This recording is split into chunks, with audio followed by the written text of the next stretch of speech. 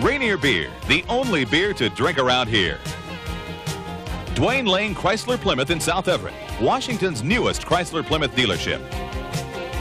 Seattle Lighting, your bright idea store with 7 locations in the Puget Sound area. And the Bonneville Power Administration with super good sense quality built homes certified energy efficient by your electric utility.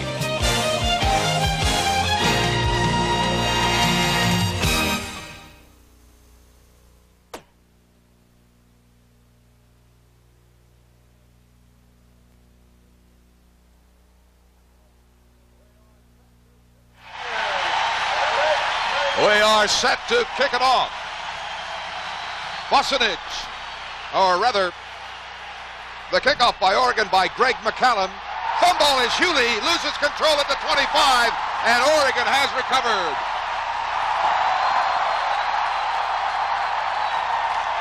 A big turnover immediately, and Oregon with excellent field position at the 26-yard line.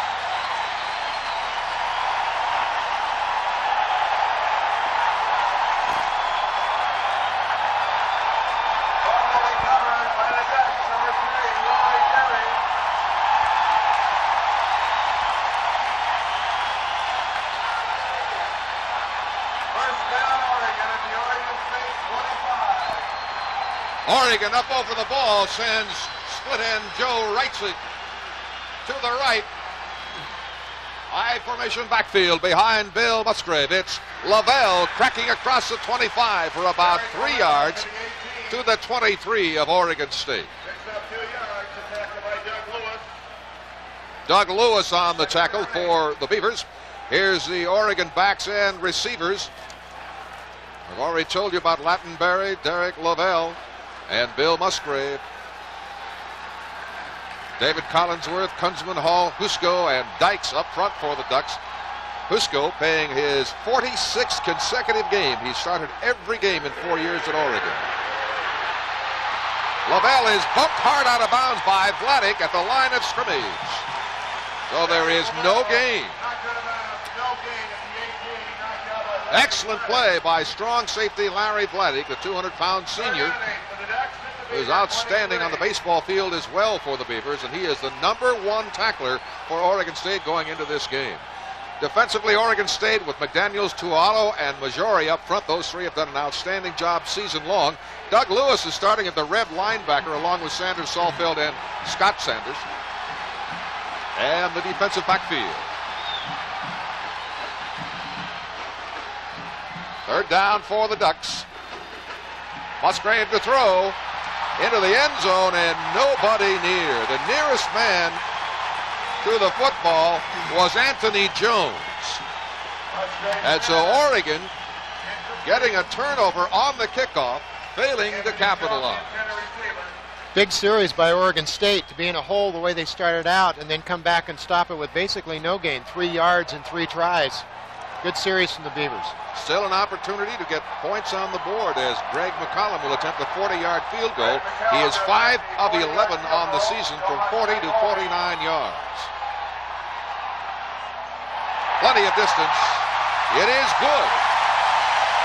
And with less than a minute played in the football game, Oregon is on the scoreboard. The Ducks 3, the Beavers nothing.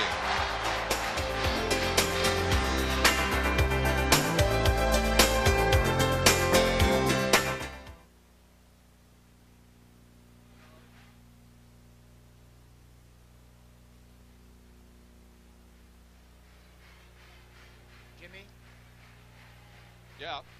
I'm having a tough time. I'm cutting out one ear or the other almost all the time. I can't tell when you're talking. So. Do you? Okay. He's okay.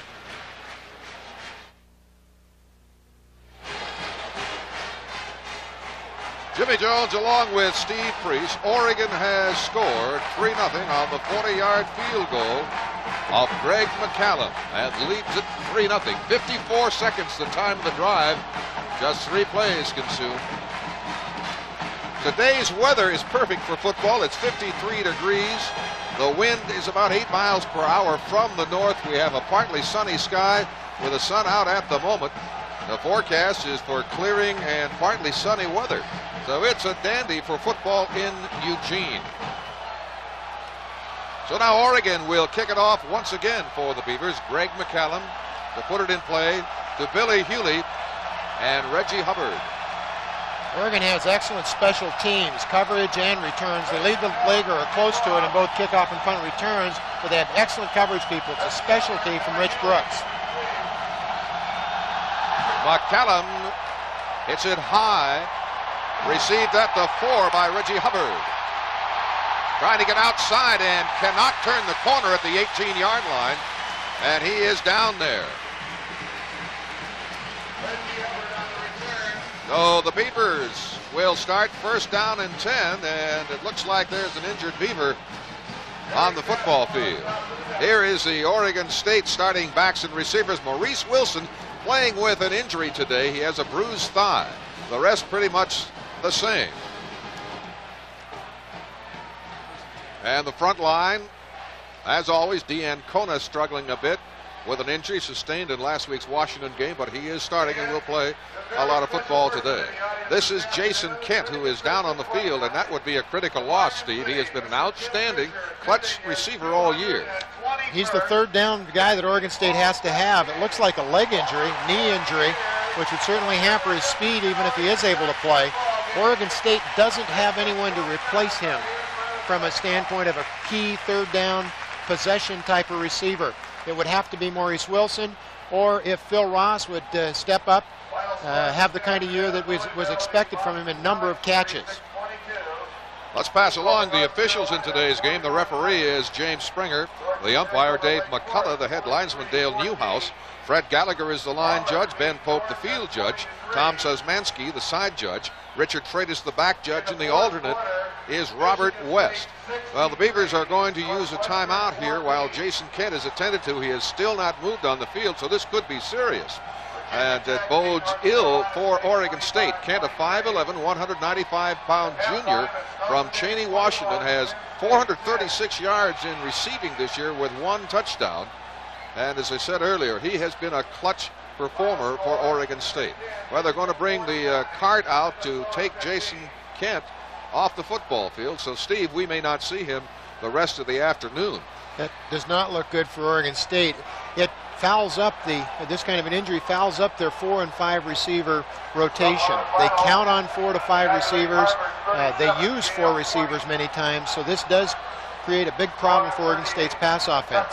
You saw the series record dominated by Oregon State recently, the all-time series, rather close actually, 44-38 with 10 ties in the favor of Oregon. Last year, however, Oregon State was an upset winner in Corvallis, defeating Oregon 21-10, and I can guarantee you Oregon's coaches and players have not forgotten that. When I played at Oregon State, they said this was for bragging rights. They used to try to convince the players that that was the only way you could live in the state of Oregon or in Portland after your college years was to win this game. And it is that kind of a game here in the state of Oregon. Oregon State's players remember it. Their coaches remember it. Dave Cragthorpe said he didn't realize how important this game was until he finally won it a year ago and realized the difference in recruiting and how you're taken around the state. The last time Oregon State won here at Autzen Stadium was back in 1973. Autzen Stadium, which is a beautiful football park, opened in 1967, and Oregon State won the first 4 games of the series, played here, but has not won here since that time. And of course, Steve, you were a part of that opening victory. Well, I played here in '67, and it was a close game. Oregon led most of the way against a team that Oregon State was favored by probably 20 points. Oregon State finally won 14-10 in the last quarter, but it was a sunny, bright day, a great football game. Looks like they're taking Jason Kent off the field now, finally, and it appears to be a leg to me from what I can tell. Well, that's, as we mentioned, very, very difficult for Oregon State to cope with. He is a big part of any offensive game plan for the Beavers. And the crowd giving a nice farewell to Jason Kent as he leaves. So the Beavers now will start first down and 10. They make the spot of the ball on the 19-yard line. We look to see Oregon State dropping or blocking straight ahead, trying to give Pat Chafee an opportunity to run wherever he picks his holes. Oregon has tremendously quick defensive ends. They typically rush upfield. They're light. Oregon State will try to run right at them. Here we go, and the Beavers with a shift split the backs behind Boer. Pat Chafee, nice gain by Chafee out to the 25. Last year in this game, Chafee rushed for 109 yards and 2 touchdowns in the fourth quarter. Tackled that time by Bjarne Jensen, a 242-pound senior from Portland. So he is playing his last game. 23 seniors on the field for the Beavers and 21 for Oregon. They give Chafee 5 yards on the carry, so it's 2nd down and 5 for the Beavers at the 25 of Oregon State. Receivers set to each side. Chafee, the lone back, has some daylight and has the first down. Well, your prediction may well be true, Steve. He's carried the first 2 offensive plays for the Beavers en route to, what did you say, 40 carries? Well, he hasn't carried 40 times in a game, I don't believe, yet this season, but Labate, Cusano, and Williams, the defensive line for the Oregon Ducks, with Brantley, Farwell, Kearns, and Jensen, the backers. The secondary, Reed, Horton, Derry, and Oldham. Oldham just named second-team All-American by the Football News for 1989. An awful lot of talent on the Oregon club. First down for the Beavers at the 30-yard line. Trailing 3-0 early here in the first quarter. Guess who? Pat Chafee bangs for 6. Well, why not give it to Chafee? They haven't stopped him yet. Mark Kearns, the middle linebacker for the Ducks and the number 1 Oregon tackler, makes the tackle just beyond the 35. Well, in addition to Oregon State establishing the run, controlling the ball by possession time, by using the run, it's very important to not be in a position to have to throw against the University of Oregon. They have 2 outstanding cornerbacks. Oldham, we've already mentioned. They've got good safeties and experienced free safety. Oregon State does not want to have to drop back and throw, allow Oregon to rush the passer with the blitz. All season long, people have gone from non-blitzing teams to throwing the kitchen sink at Oregon State. You saw just a second ago Brad Dancona on the field, and again Oregon State has suffered an injury now. And Dancona, as I told you earlier, suffered a knee sprain against the Huskies, and he was doubtful for some time during the week, but he did start and is appeared to have aggravated that injury, so Dancona will come off the field. And Oregon State will line up with 2nd down and 4 at the 36-yard line.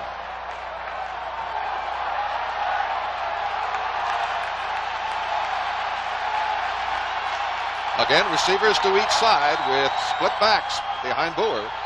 Chafee once more, and again a first down for Pat Chafee. What a bull he is. My, how he'll be missed. Chafee stopped again by Kearns, and free safety Derek Horton rolling up to help out. Straight ahead blocking. If you can see Oregon State's right side, they take their people on. Pat Chafee makes the good cut. He's got great ability to bounce out, as the football term is. He just simply starts in one position, bounces out, or hops out to the outside. Excellent run, another first down. Chafee's ability is not limited to rushing. He's the number 5 all-time receiver at Oregon State. So it's first down and 10 once again for the Beavers at the 42. Reggie Pitchford gets the call this time, and Mark Kearns is there to limit him to a short yardage gain. Couple of yards, and that's all. Well, that play, which is a cross buck, they faked to Chafee going to the right side of the formation, handed back to Reggie Pitchford, is simply to try to keep Oregon honest. As many times as Pat Chafee will carry the ball today, the linebackers from Oregon should flow quickly to him. The pursuit should come quickly. Oregon State needs to keep him honest with cross bucks and reverses. They keep the ball right at the 42, so there is no gain on that rush by Chafee, bringing up 2nd and 10. Play action fake. Boer throwing to Ross across the 50. Close to first down yardage once again goes Phil Ross. Derek Horton, the free safety, makes the stop for the Ducks. Phil Ross needs 4 receptions to become the all-time career receiver at Oregon State. They faked the draw to Pat Chafee.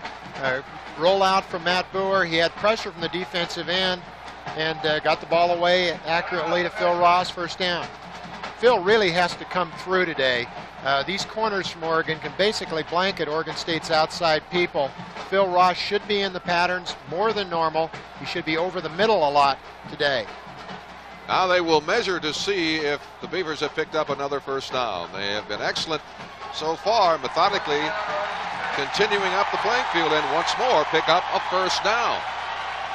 The spot of the ball across midfield into Duck territory at the Oregon 47. The workhorse so far has been Pat Chaffee with 4 carries for 24 yards. Chaffee needs but 81 yards to become the number 10 all-time rusher at Oregon State. Hubbard goes to the right. That's a split. Fumble! And the play is dead. A penalty flag is down at the line of scrimmage. David Cusano, Oregon's nose guard, is quick, but he isn't that quick. He either saw something and jumped because of the movement of the offensive lineman, or just jumped off sides. He beat Boer back to the setup position.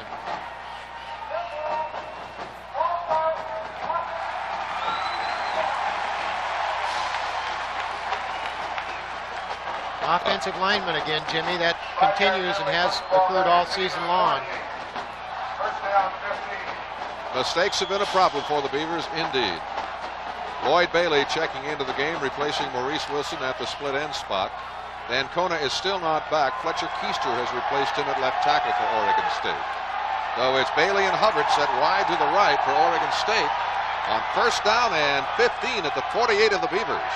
Pat Chaffee trapped, cuts back up, gets a couple, and is swarmed at midfield.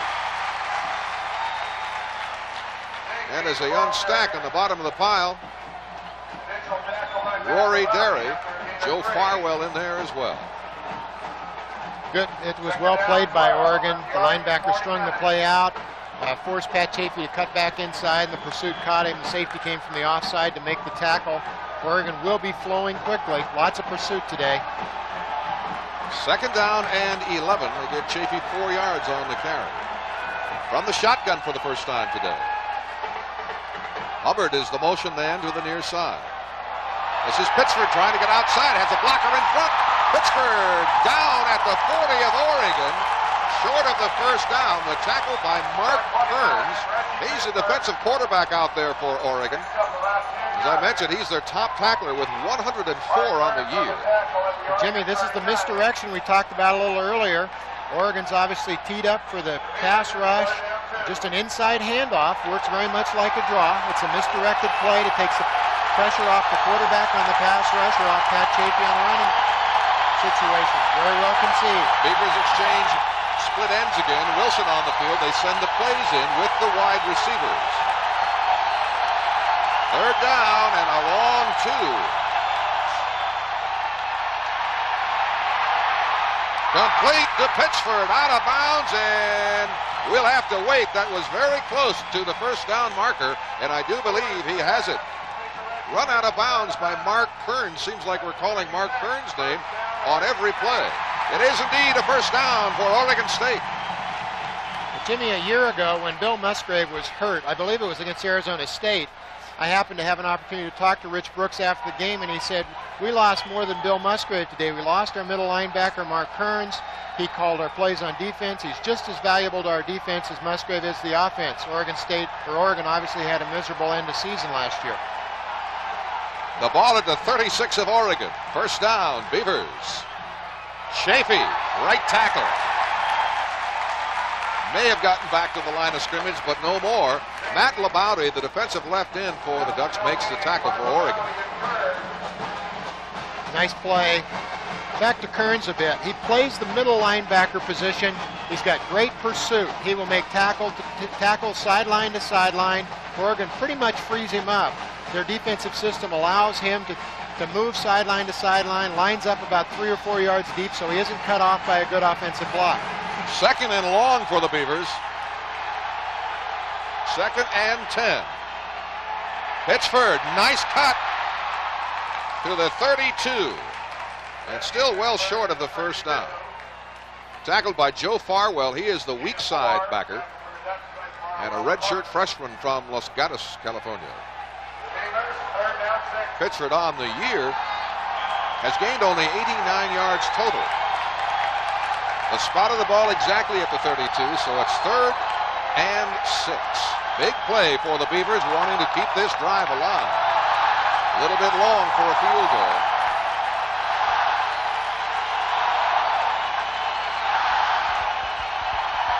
Straight drop back for Chafee. For Ross off his fingertips, incomplete. So it is 4th down at the 32. It would be close to a 50-yard field goal if it's attempted. Mark Kearns again involved defensively, dropping back to cover Phil Ross on that pass play. And let's see what the Beavers do. Matt Boer had Phil Ross open that time. In fact, Phil Ross was double covered out of Oregon's nickel set. Well, Mark Bennett is in to punt it away, standing on his 47-yard line. Bennett, who averages 41.2 yards per punt, stands 5th in the conference in punting. No rush. High punt, maybe a little too long. Oh, a beauty. Drops on the 1 and rolls out of bounds at the 5. How about that for English? A perfect 27-yard punt by Mark Bennett, who did not want distance, wanted position, and got it. And so Oregon will take possession. 1st down and 10 at their 5-yard line, leading Oregon State 3-0 with 8:15 to play in the 1st quarter. We'll be back right after this.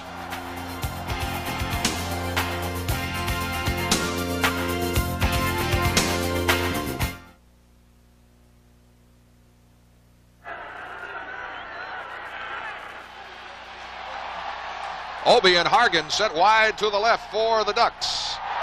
And that is Lavelle cracking across the 10. A nice pickup. Brett Huff, the right side cornerback, makes a tackle for the Beavers.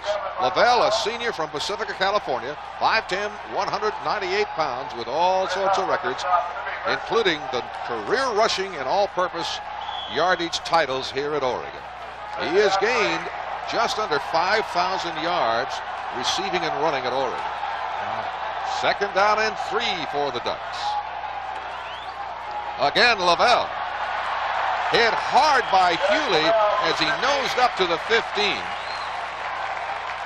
He's going to be very close, and I believe we'll have the 1st down. It's like the officials giving Billy Hewley a few words on the time of his hit, I'll bet. Todd Sawfeld had a hold of him for the tackle when Hewley came in perhaps just a bit late. Let's watch it. Didn't appear that he hit late, but let's take, no, he didn't hit late. That's a good cleanup. Absolutely. It is a 1st down for the Ducks at the 15-yard line. Just nosed across. Jimmy, it's kind of comical to watch the cornerbacks at Oregon State who haven't been in this Civil War game before and their response to Oregon's receivers when they're blocking. It's really a slugfest out there. Yes, indeed. It can get very testy in this one. Here's the rush. It's incomplete. What a rush put on by Scott Sanders. Wow. Got to the quarterback, but Musgrave did release in time. That was a read by Musgrave. Musgrave will read the blitz as he sees Sanders coming. He gets rid of it. Excellent job by the quarterback. Unfortunately, Todd Sawfeld couldn't hold on to the ball. Sawfeld played it well, picked it up.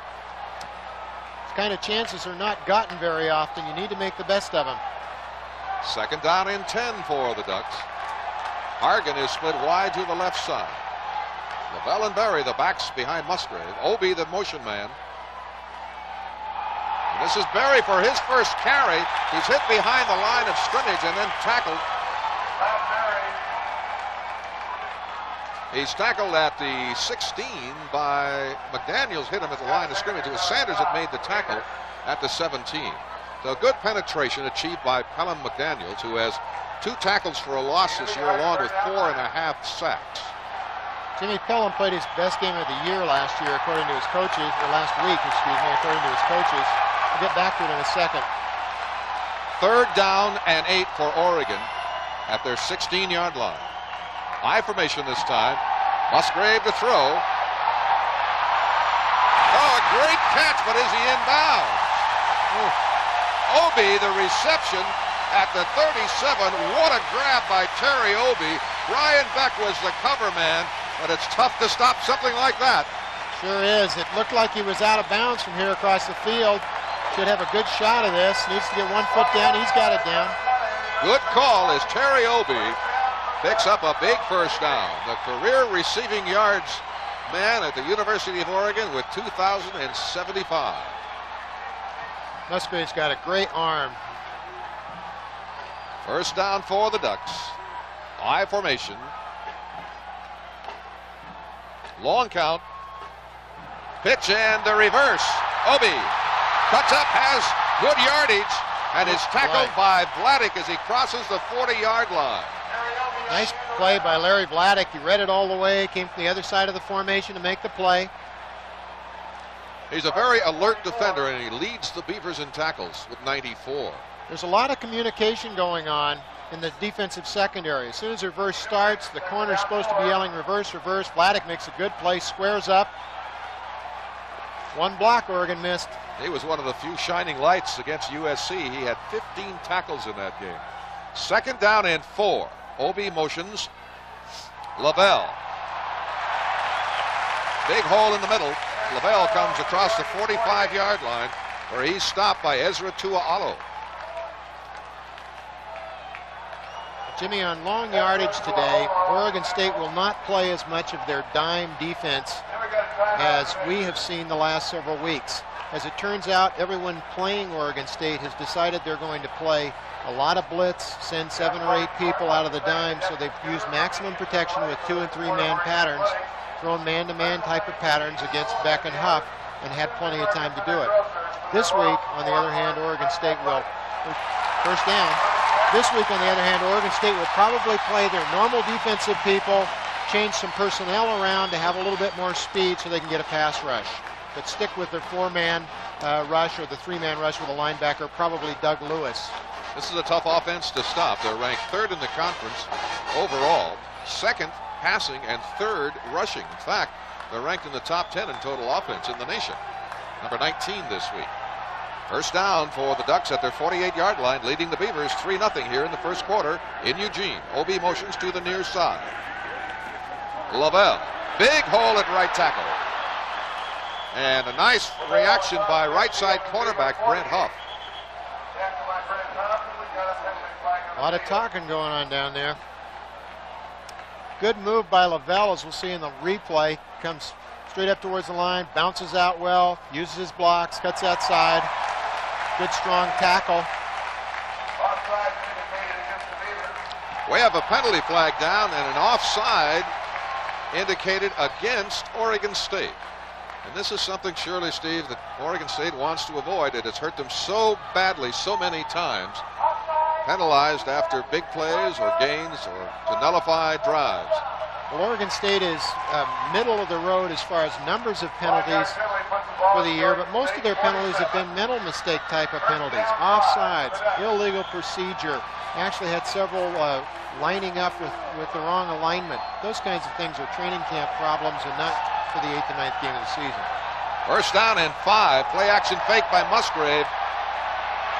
Incomplete, intended for Obey, and he was hammered by Brian Beck. Ouch. Obey is supposedly the most durable player that Rich Brooks has ever coached. I believe he's missed 1 practice in 3 or 4 years. Great punt return man, great receiver. Tough guy. Only 5'11", 183 pounds, not great size, but awfully tough. So this brings up second down and 5 for Oregon at their own 48. We have 4:57 remaining in the first quarter. 2 receivers set to the far side. Obey and Hargan.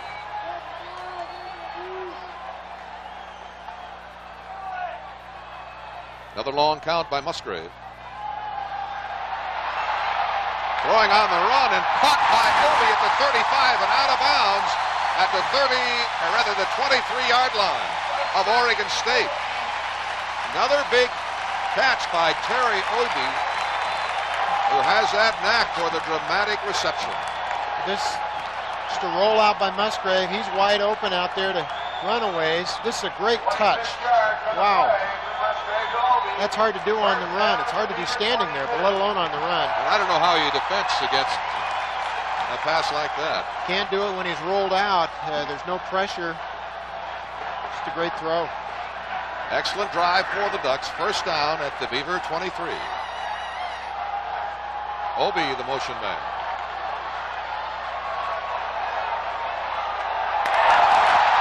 Lavelle battles across the 15, still going to the 10.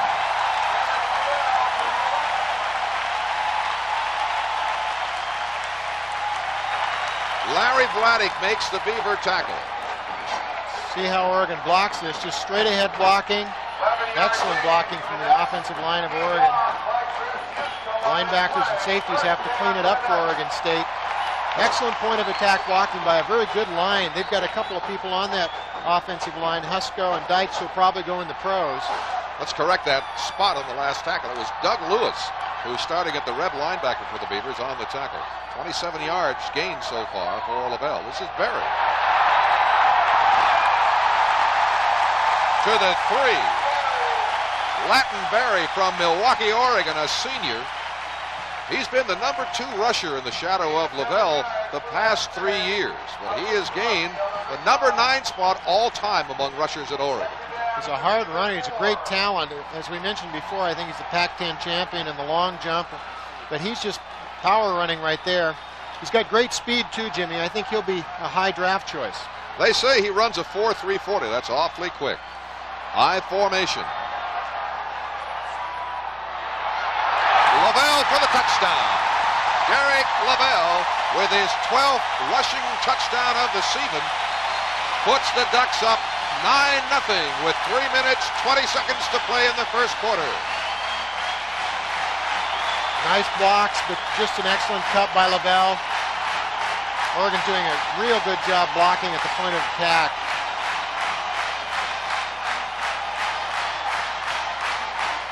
Now the point after touchdown attempt by Greg McCallum. He is perfect, 31 of 31.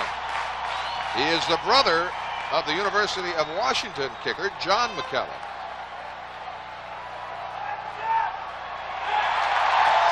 It is good. With 3:20 to play in the first quarter in Eugene, the Ducks lead the Beavers 9-0. Excuse me.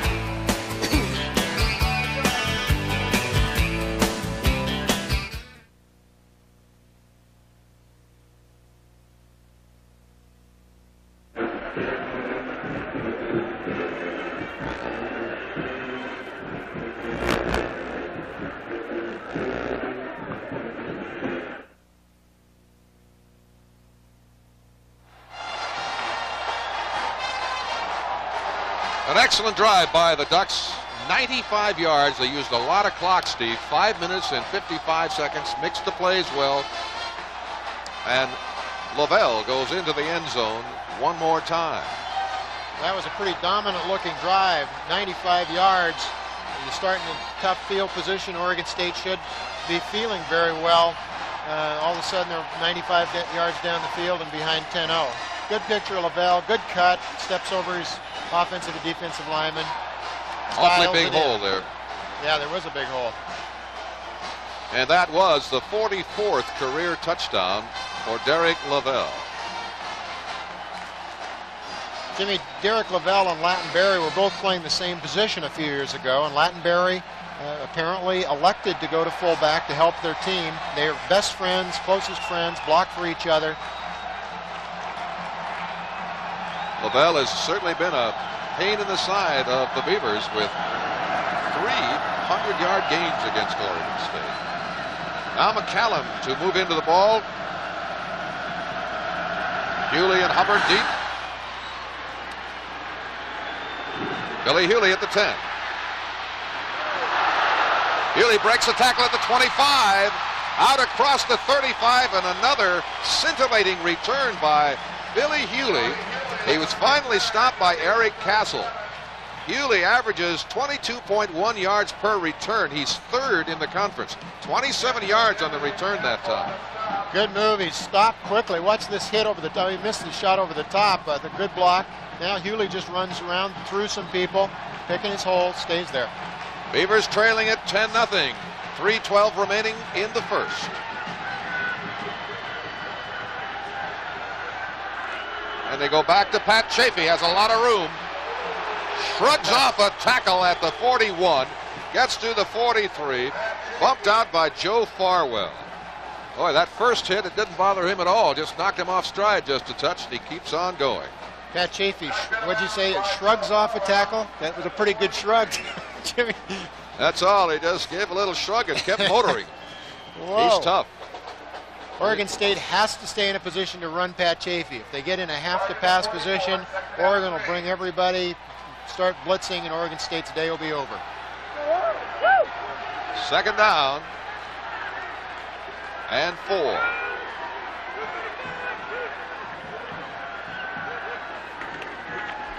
Chafee again. And he has the first down. Mark Kearns makes a tackle for Oregon. But Chafee has first down yardage. He has just under 40 yards on the day. Having a real good day. D'Ancona still is not back in the game. Fletcher Keister is playing that position, doing a good job. He's a redshirt freshman. Oregon State believes he's going to have a fine career. Chafee with 8 carries so far in the afternoon. We have 2:50 yet to play in the first quarter. Wide receivers to the right, back split. Pitchford following his block. And a nice tackle by Kearns. Mark Kearns is everywhere. Boy, he flows quickly. He just moves out of the middle. Doesn't seem to have any responsibility as far as backside or cutback. Gets to the outside very quickly. He's lined up outside in this position. You can see him. He was over the offensive tackle. He had no blockers to fight at all.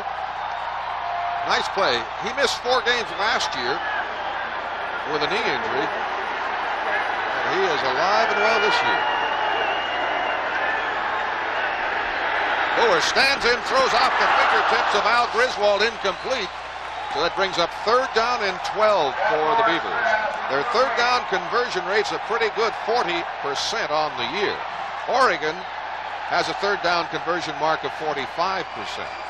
Jimmy, that was a big play. Al Griswold's got to catch that ball. It was catchable.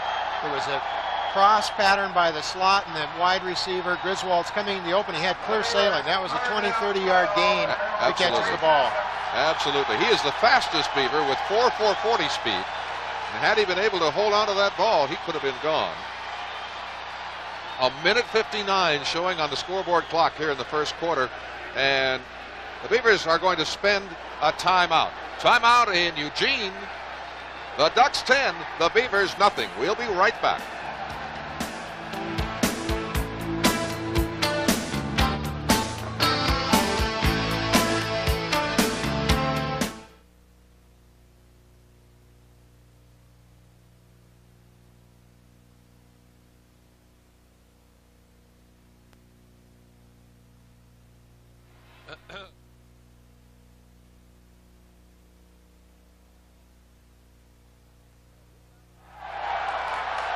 We have a quarterback change.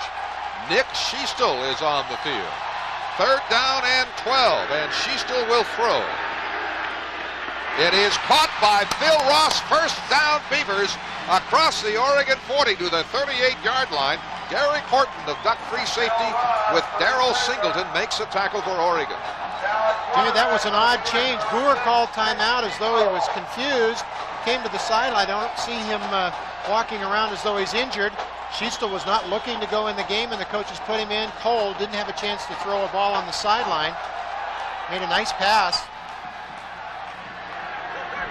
Hubbard wide to the right. Bailey split to the left. Chafee was hit in the backfield by Brantley. Kept on going. Peter Brantley with very quick penetration. Got an arm on Chafee, but of course that is not enough. Brantley's the outside linebacker. He was on this weak side, and he just took a straight down the line move inside, got past the offensive tackle. Very quick young man. He was recruited to Oregon as a tight end. No gain on the play. 2nd down and 10.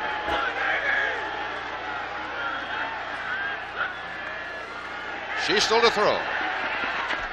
Almost intercepted. Farwell had his hands on it, but could not hold on. Right into his hands. Late flag on a personal foul, it looked like, down the field. A lot of talking going along, a lot of pushing going on downfield between the receivers and the defensive backs on both sides. Flag came in late.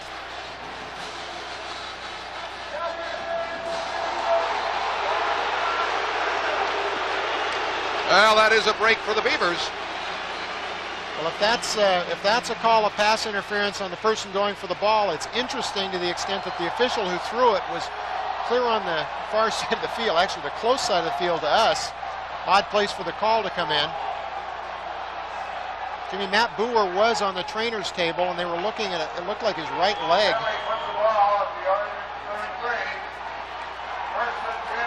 Well, she's still operating at quarterback, has a first down at the 33 of Oregon. 40 seconds remaining in the first quarter. To Pat Chafee, has some room outside, gets a nice block by Bailey, and cracks to the 25 and across. Nice job by Lloyd Bailey on the right side. Darrell Reed makes the tackle on Chafee at the 25-yard line. Lloyd Bailey does make a nice block. Pat just makes an excellent run again. Has to kick outside because there's a defensive end on the ground or linebacker. Just earns the extra 4 or 5 yards with his effort. Steve, already, and we've still got time remaining in the first quarter, Chafee has 10 carries for 48 yards. Wow. He's going to get his 100 yards if Oregon State can stay in their offense, can stay close in the game. In fact, the key to today's game for Oregon State is to stay close. When they've gotten behind quickly by 2 or 3 touchdowns, they haven't played well. If they've been in a game, they've won it. Time has expired in the first quarter, and after 1 in Eugene, the Ducks 10, the Beavers nothing.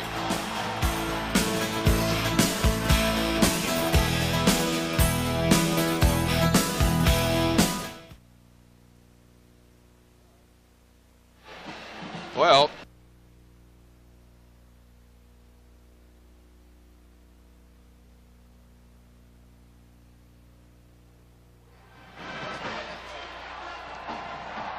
we begin the second quarter of play at Autzen Stadium with Oregon State trailing 10-0 on a first quarter early field goal in the first minute of 40 yards by McCallum and a 5-yard touchdown run by Lavelle.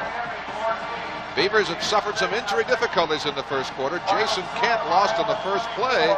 Very big loss, an outstanding junior receiver. And now Matt Boer has gone to the bench. Oregon State with 7 first downs to Oregon's 5. Beavers line up ready to go with the ball at the 25 of Oregon. Chafee heads outside, tries to cut up and loses his footing at the line of scrimmage. Behind the line of scrimmage, actually. He slipped as he tried to cut up LaBounty and Kearns on the big fullback from Aurora, Oregon. We've seen 2 slips, one by Pitchford, one by Chafee, coming towards our side of the field. That typically means the turf lays that way and that they don't get traction as they try to stop running in one direction. So it is 3rd down and 2 for the Beavers. Wilson and Hubbard head to the far side of the field. The lone back is Chafee. Hit at the line of scrimmage. Now Chafee with a short yardage gain, stopped by Andre Williams, the strongest and the biggest, the strongest and the fastest defensive lineman for Oregon. This is a good play by Oregon. They have their 3 people, I believe, through the line of scrimmage. Good hit by the defensive end. Of course, Chafee makes 2 yards out of nothing. Oregon State needs this field goal. I don't think we can kid ourselves and believe that they can go away empty-handed here and not hurt themselves. 42-yard field again. Chafee 8 of 15 from 40 to 49 yards in his career. He has plenty of leg for it. And it is no good. It is wide to the right. So Bucinich, failing on a 42-yard field goal attempt, turns the ball back over to Oregon. And we'll be back after this.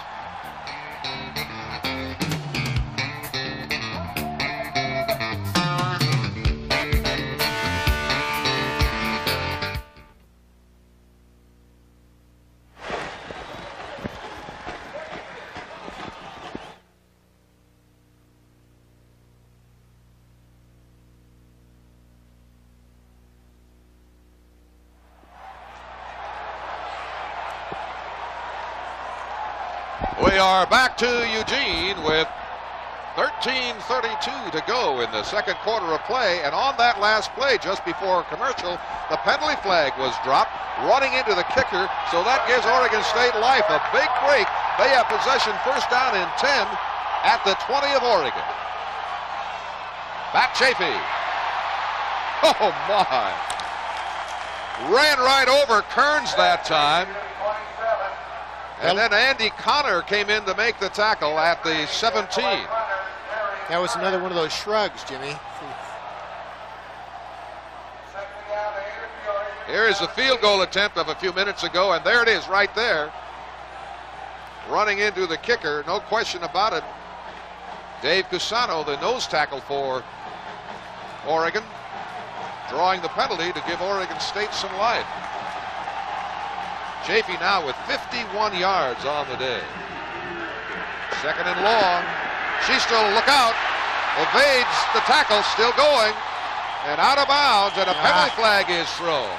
Chaffee reaches the 13-yard line. That may go against the Beavers. Well, Maurice Wilson was coming back, trying to pick up a block on the scramble. Looked like he clipped somebody directly in the back. Big play. Instead of a third and short, it's going to be second long yardage. Chris Oldham was the man clipped by Wilson. And Maurice Wilson has played like a veteran all season long, but that was a freshman mistake. Jimmy, real quick on the field goals. Oregon State had to change snappers this week. David Miller is out, so Rob Jack is snapping. From the holding position, Jason Kent's obviously the holder. Mark Bennett has not held one time all year, and he will be holding the rest of the day. So field goals from the Oregon State side are critical from this point on. How important is that holder? Well, having done it for several years, I would tell you that holder's very important, particularly now that you don't have a tee.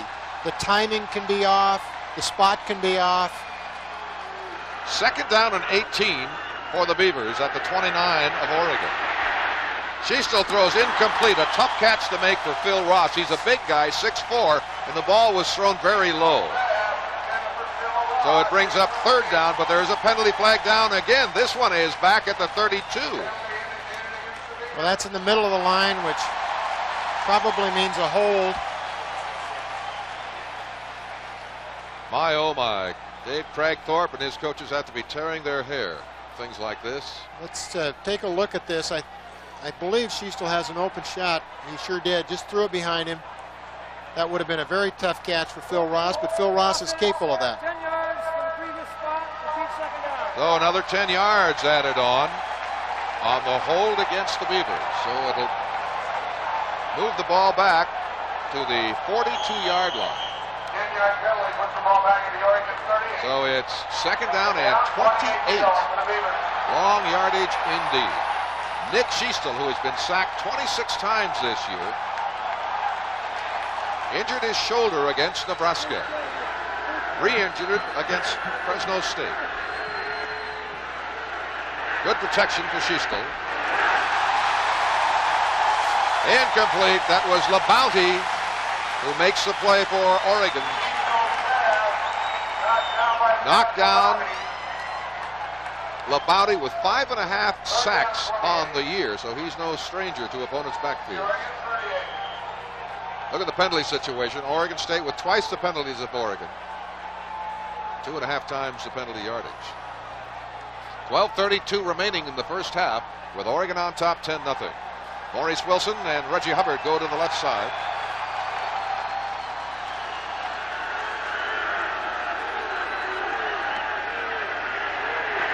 Schiestel will run. He has a lot of daylight to the 30 and comes out of bounds and is hit there at the sideline at the 29-yard line. That was Chris Oldham, the All-America cornerback. Well, Nick better decide he's going to run or else get on the ground. Oregon State needs every yard in that situation. It isn't the time for the quarterback to take the easy way out and run out of bounds. He's simply got to go inside and go for it. This is a big game. Room to the inside. Oregon State needs every yard for their field goal attempt. Ball at the 29. Fourth down and 19. Let's see how Bennett does with this hold. This is a 46-yard field goal attempt.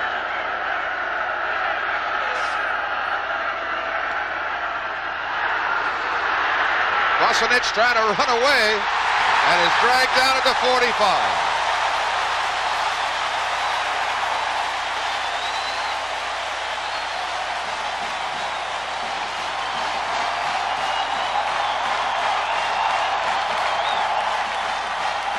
It's been a tough day so far for the Beavers. Let's look at this again. The snap's very good. Looks like he just dropped the ball. You can't see it from the backside, but the way Bosanic reacted, the ball was caught by Bennett, put on the ground, either slipped off, turned it and slipped it off when he spun the ball.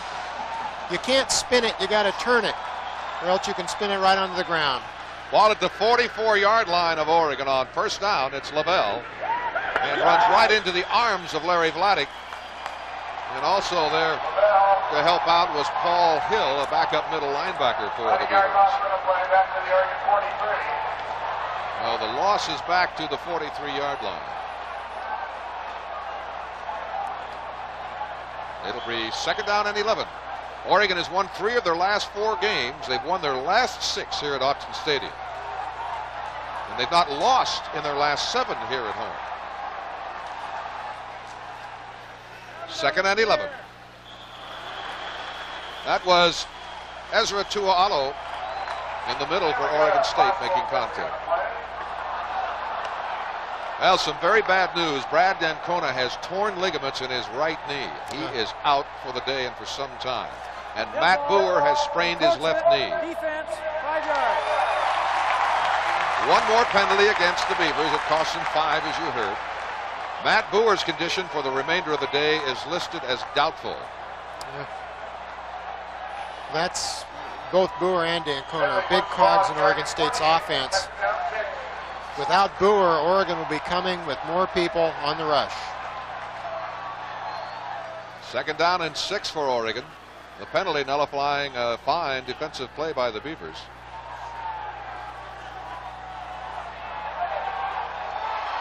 Musgrave throws complete to Joe Reitzig, the split end. And Temperslayer for a moment. That was Brian Beck making the stop at the 44-yard line. But didn't take Beck long to figure out this is a big game. This is the highest scoring Oregon offense ever. They have scored 332 points. Bill Musgrave, I think, is only behind in total yards, total passing yards, etc. in Oregon career. Dan Fouts and Chris Miller. He's only a junior. First down and 10 for Oregon.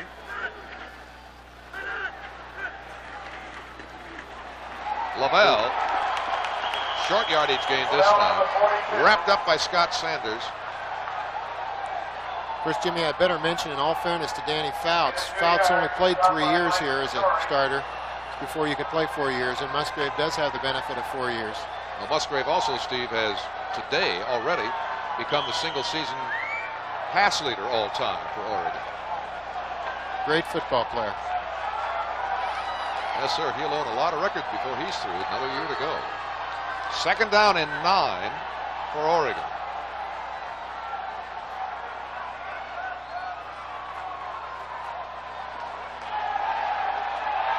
Musgrave looking for a receiver. Now throws cross field. Incomplete. Beck was the cover man going over the back of Reitzig. Reitzig will return. They lose their top receiver in Terry Obie, but Joe Reitzig will be back next year, along with Hargan. The fans are on Brian Beck a little bit for the hit, but it was a good hit. Defensive back needs an opportunity every once in a while when he's got a freebie. Clean play. Oregon State's now brought in their dime formation, 6 defensive backs, but it's changed a little bit. Doug Lewis, number 4, who's a linebacker, should be rushing from the outside, try to get pressure on the quarterback. Third down and 9. I formation with receivers set each way. Musgrave steps up and delivers wide open to Hargan. And he is down to the 26-yard line of Oregon State. First down Ducks. Larry Vladeck on the tackle for the Beavers, but not in time to prevent the first down. We have the penalty flag down back at the 36. Oregon State, Ezra Tuala of Oregon State Defense, penalty is declined. will always be doubled. There's an offsides defensive call. Oregon, like everyone all year, will double Ezra Tuala, cuts down his pass rush. So Oregon State's trying to bring help from the outside. They've moved Ezra up and down the line of scrimmage all year, trying to keep away from the double or triple, and it doesn't seem to do him any good. They'll double him with someone everywhere. Yet another penalty for Oregon State. Now this one really doesn't do any damage, and it is declined. It's first down and 10 on the pass completion at the 26 of Oregon State. Nice play action fake by Musgrave. Going along the sideline for Hargan, incomplete, down at the 7-yard line. That'll bring up second down and 10. Grant Huff, the cover man. Musgrave has such touch. The ball is just out of the reach or else where the receiver can catch it. It never seems to be short, never seems to be underthrown. He hangs it when he has to, or like the curl to Hargan for the first down, he just zips it. Ducks, who have won 3 of their last 4 games overall, have a possibility of bumping into second place in the Pac-10 with a victory today. Hargan, the motion man. Lavelle, who was grabbed behind the line but shook off the arm tackle, and Sanders finally makes a stop.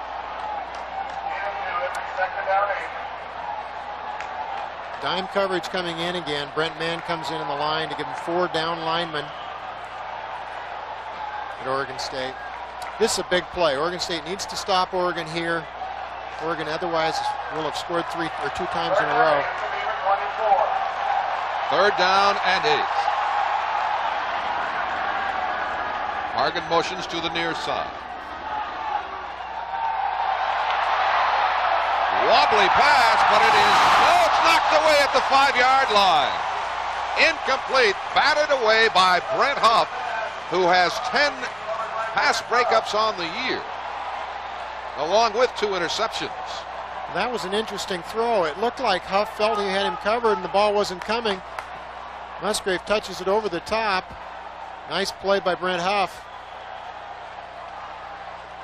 So it's 4th down and 8, and a field goal try coming up by Greg McCallum. The kick will be from the 32, making it a 42-yard field goal attempt.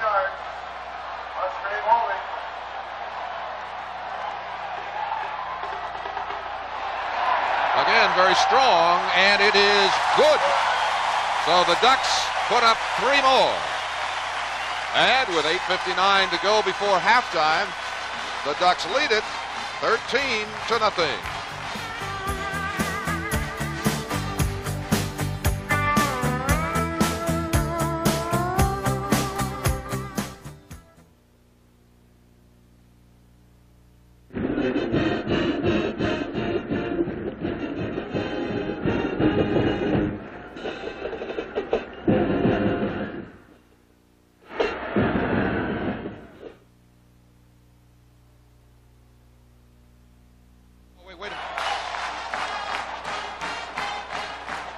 Nothing. Oregon on top with 8:59 remaining on a sunshiny day in Eugene, Oregon. Shadows on the field cast by the press box. And you can see the sun shining on the Oregon band. The scoring drive for the Ducks, 37 yards in 10 plays, consuming 4 minutes and 16 seconds. Well, the Beavers will get another opportunity to get on the scoreboard here with Nick Schiesel operating at quarterback, and it appears, Steve, that he'll have that job the entire day. No question about it. If Brewer's having problems with his knee, then it takes away his effectiveness to scramble, even if he can play. So Oregon State, regardless of who's at quarterback, is going to see a lot more blitz, a lot more all-out pass rush for the rest of the day. Julian Hubbard to receive the kickoff from McCallum. Hewley has come so close this year to breaking one all the way. McCallum kicks it low along the ground. Tough one to handle. Scooped up by Hubbard. At the 20. Hurdles and hit hard at the 28-yard line. Did he hold on? Yes, he did. What a stick. Wow, that was a real hit. He was up in the air. airborne, I guess you'd call it. He flew through the air trying to get the extra yard. Good effort by Reggie Hubbard. Just a great stick. Looked like Leroy Ali on the tackle for Oregon. Let's see. Cuts back here by Reggie. He's up in the air. Great shot.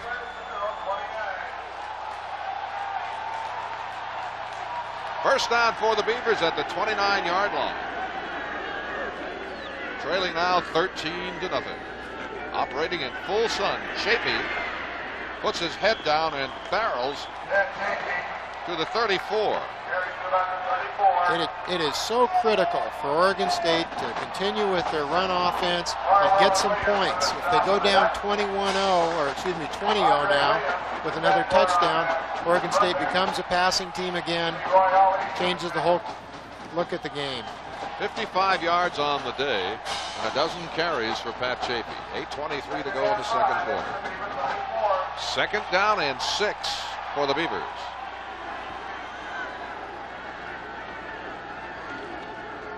Play action fake to Chafee and thrown into the Oregon sideline, incomplete.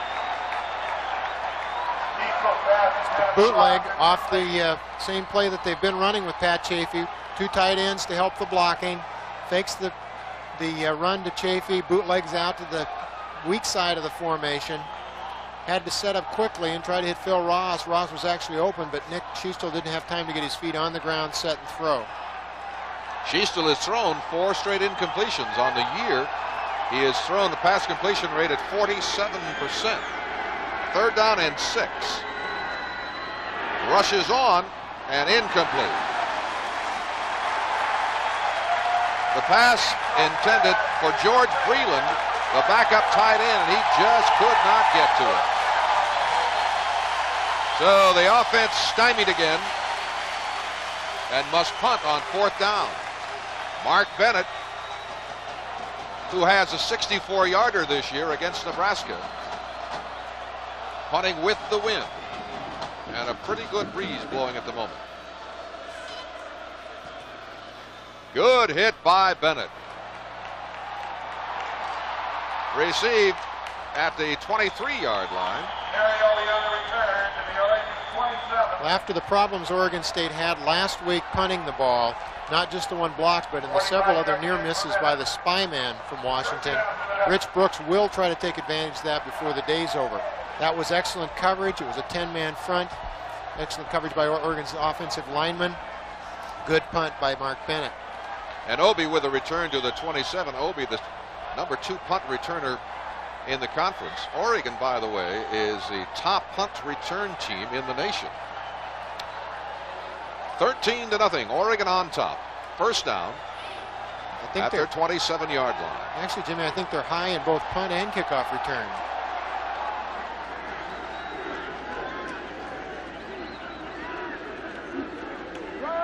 Lavelle stuttering across the 30 to the 32. Larry Vladeck on the stop.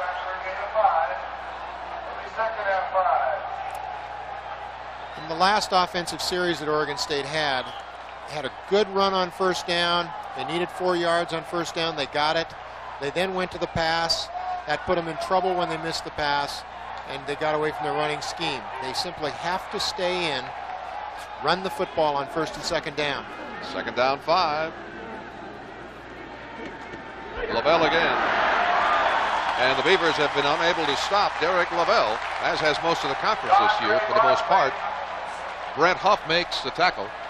Big day for Derek Lavelle, the leading rusher today with 48 yards and 13 carries so far. First down for the Ducks as the ball is moved out to the 38-yard line. Oregon can win 7 games today for the first time since 1964. They stand 6-4 overall and 4-3 in the conference. Musgrave delivers complete, and Reitzig is wrestled down across midfield into Beaver territory at the 45 by Brian Beck. Nice throw again. Reitzig runs a good pattern. Musgrave has to deliver it above the linebacker. Take a look at this.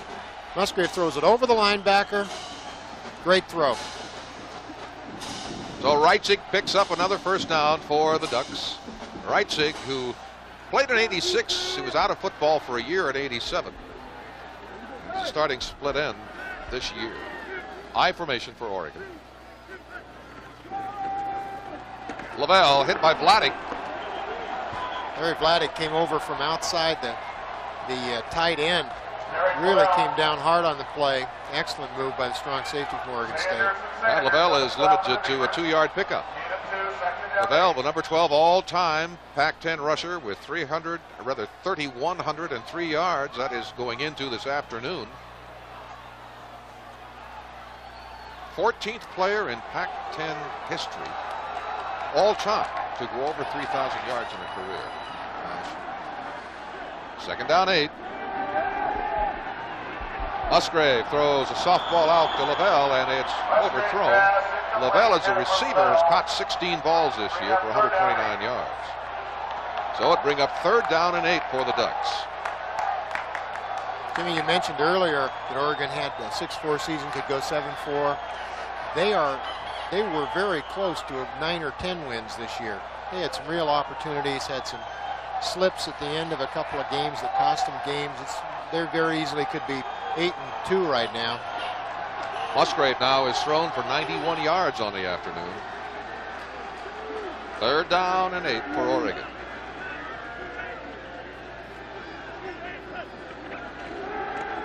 Quick toss caught by Reitzig and hit immediately upon the reception by Overstreet.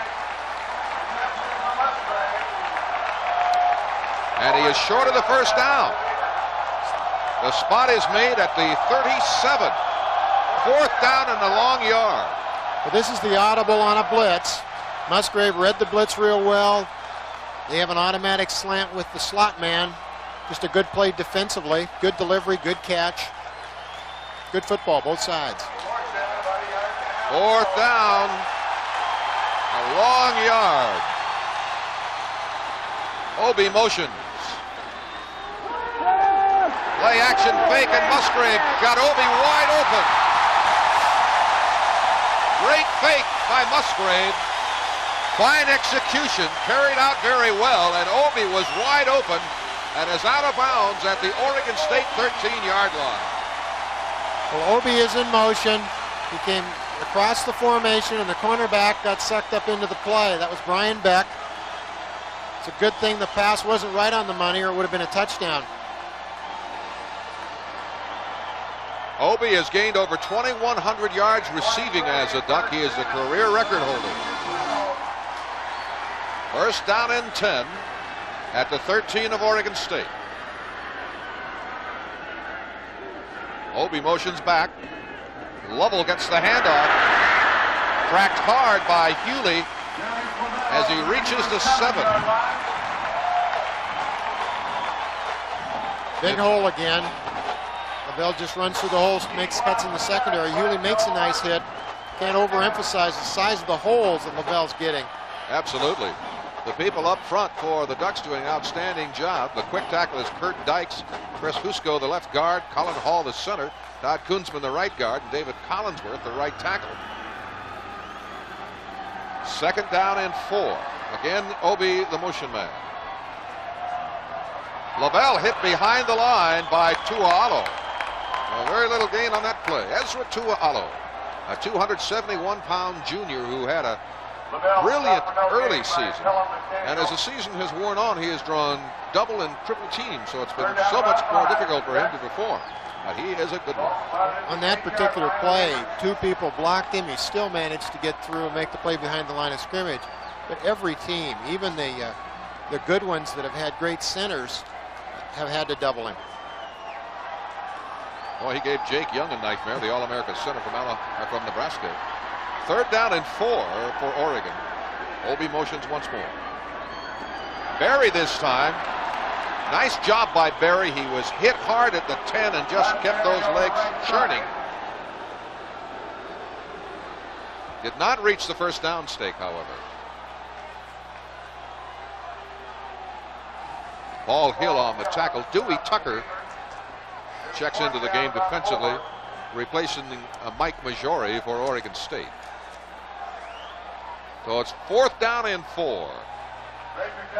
And Greg McCallum will attempt his 3rd field goal of the day. The spot will be made at the 14, making it a 24-yard attempt. Snapped a little high that time. Got it down in time, however, and the field goal is good. So now, 2:55 remain in the second quarter, and the Ducks lead it 16-0.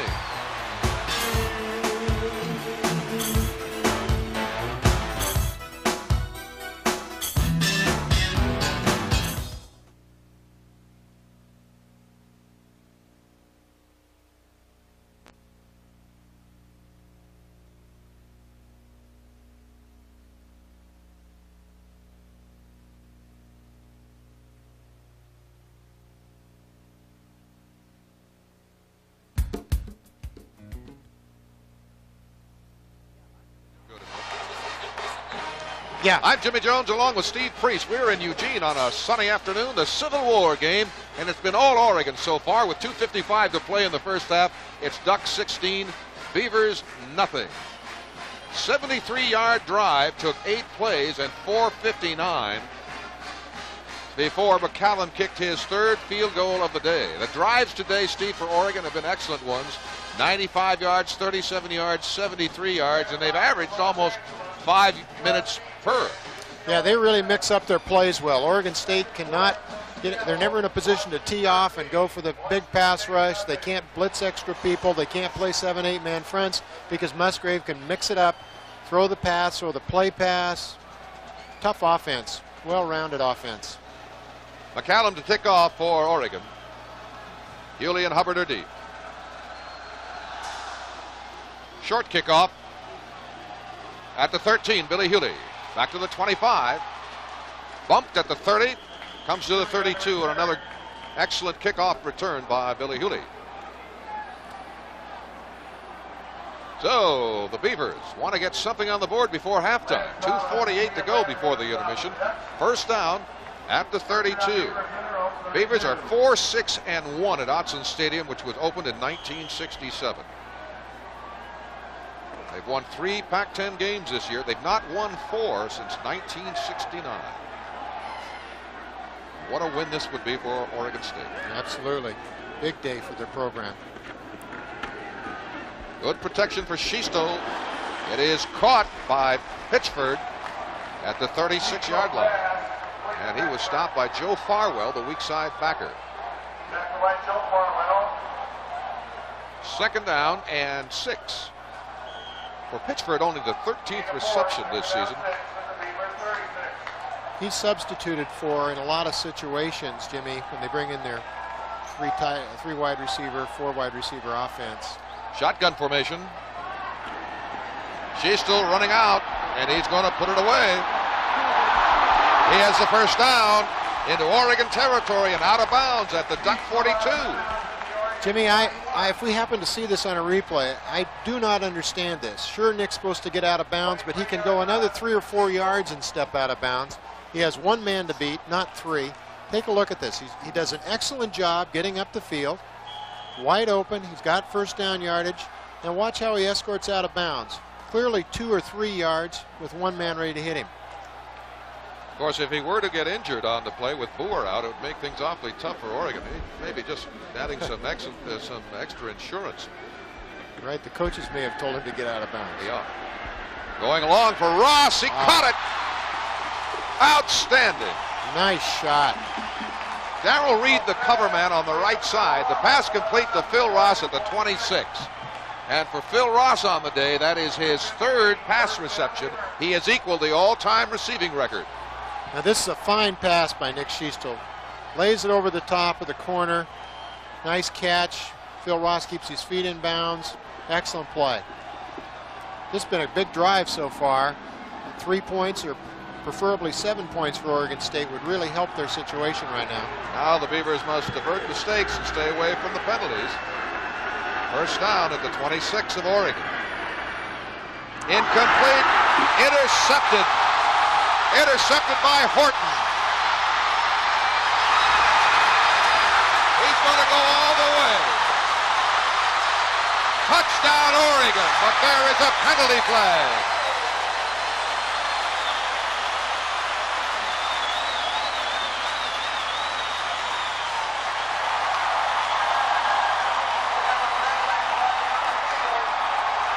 77 yards for Derek Horton.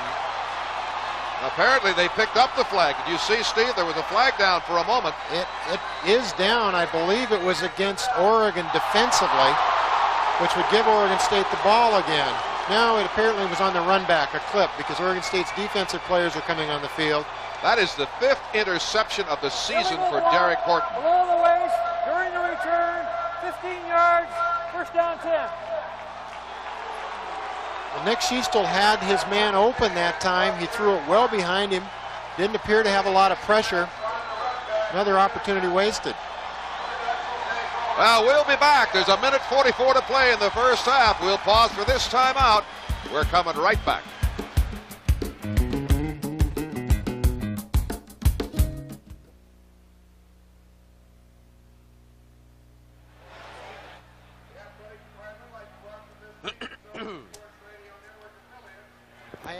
I don't have anything from Joe at all still. No, excuse me, everything's fine. I don't hear anything from down in the truck.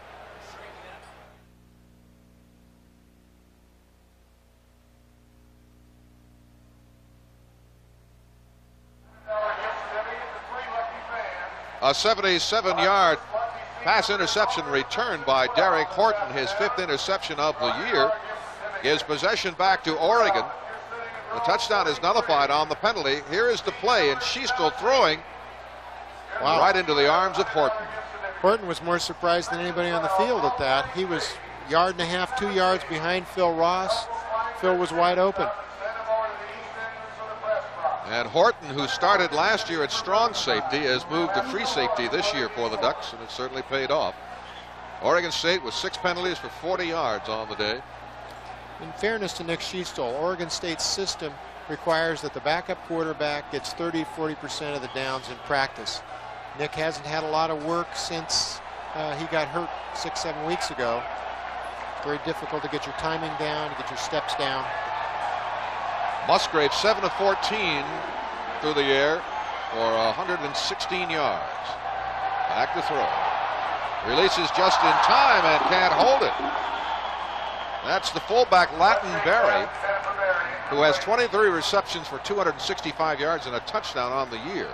That was Bruce Sanders covering for the Beavers. Good pass rush from Oregon State, right side of the defensive line. Not sure whether that was Pelham McDaniel or not. Musgrave had to throw a little quicker than he wanted. Ducks with 2nd down 10.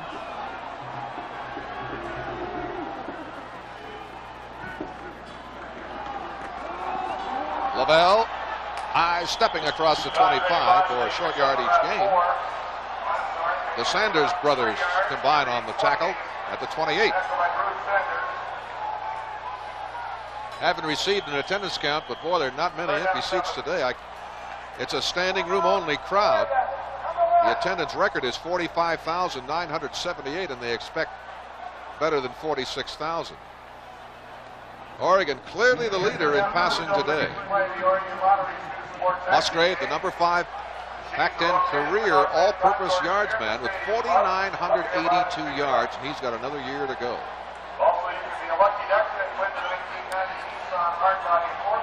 Jimmy, I think Oregon will make every attempt to score again. They are not the type of team under Rich Brooks that will sit on the ball. 16-0 is not an insurmountable lead, obviously, for Oregon State to come back. No, and really Oregon State's offense has moved the ball. It's defensively where the Beavers have to step up. Offensively, I think you're exactly right. They've been able to move it, particularly on the ground. They've looked great. Where they've gotten in trouble is where they've had a penalty that's forced them into a long yardage situation, and then they've had to drop back and throw. Oregon's thrown extra linebackers at them, or else they've just made a mistake and had a fumble. The fumble was on the kickoff, but had a turnover as they did in the last series. Oregon with 16 points in the game. They are 2nd in the Pac-10 with an average of 32.2 points a game. That's a lot of offense. Sure is. They're halfway there, so right on schedule for Oregon.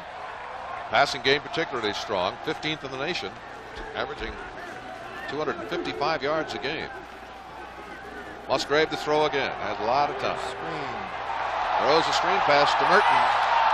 Big tight end comes across the 35 for the first down. Tackled by Bruce Sanders. First down, Ducks with 1:15 to go in the first half. They're in their hurry-up offense now from Oregon. Musgrave will call all the plays from the line of scrimmage. Incomplete, intended for Obi. The ball thrown too high. Beck is covering for Oregon State on that side. So the clock is stopped with 1:07 to go and second down and 10 facing Oregon. Musgrave has thrown for a 58% completion mark this year.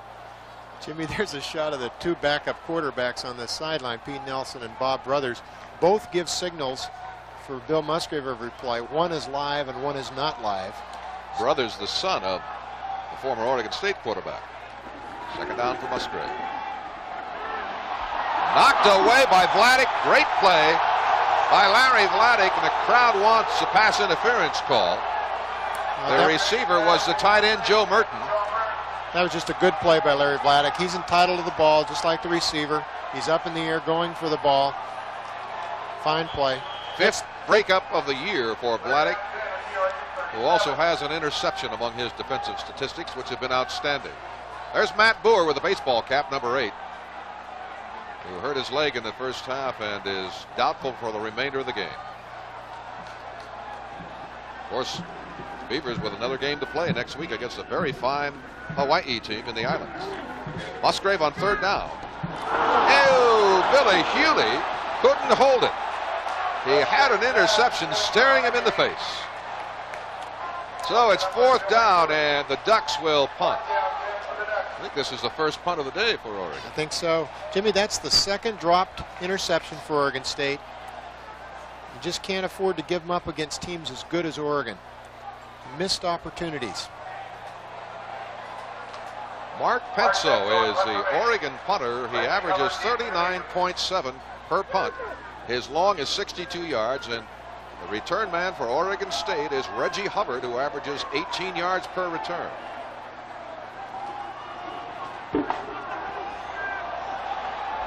Hewley at the 30. Gets 4 yards on the return, where he is banged down hard by Jeff Thomason. After that kickoff that Reggie made, 2 kickoffs back where he took off in the air and got stuck, I'm surprised he did it again.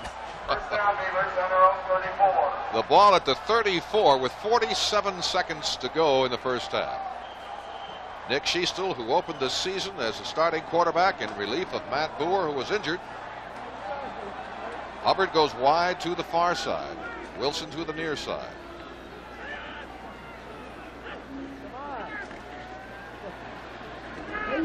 Schiestel throws complete to Reggie Pitchford, who has the first down at the 45-yard line. And the clock stopped with 40 seconds showing while they move the sticks. Rory Derry, the strong safety, and their old friend Mark Kearns on the tackle for the Ducks. You can call Mark Kearns every play, regardless of who makes the tackle. I think so. Just about done that, too. She's still on the run again. Now throwing. Oh, a fine reception. Down at the 40-yard line by Wilson. Nice catch. Nice effort by Nick Schiestel, too. After throwing the bad interception last series, he's come back, scrambled well, found the open man. Clock is running, 27 seconds to go. 22 seconds in the half. Schiestel throws out of bounds. It stops the clock. Pass was intended for Maurice Wilson, the young freshman receiver. And boy, they think the world of Maurice Wilson in Corvallis. Only a freshman and a true freshman. He's a player. I noticed he fell down again, Jimmy, coming to this sideline. We've seen that 3 or 4 times. Chafee fell in the very same spot. The turf many times has a grain to it. It'll be hard to cut one way and very slick the other. Some types of turf are pretty neutral and you don't have a grain to them. But this one appears, from the way it looks in coloring, that color look is brought about by the change in direction of the turf. It appears to be a real problem coming this way for Oregon State and Oregon today. Boy, we couldn't have programmed a better day for a football game, could we? It's beautiful. It's great. Wonderful fall afternoon in the Willamette Valley. What we could have programmed was putting the press box in the sunny side. You know, they tried that. The problem is the sun is right in your eyes over there. For a long time, the press box was on the other side of the field, but now it is a skybox and VIP section, and it's very, very nice. And the brand new press box is terrific. It sure is. I don't think the press probably pays those $50,000 pops a year for the skybox either. Don't get it from me. 17 seconds remaining in the first half. Second down and 10 Beavers. 40-yard line of Oregon. Make that the 39-yard line.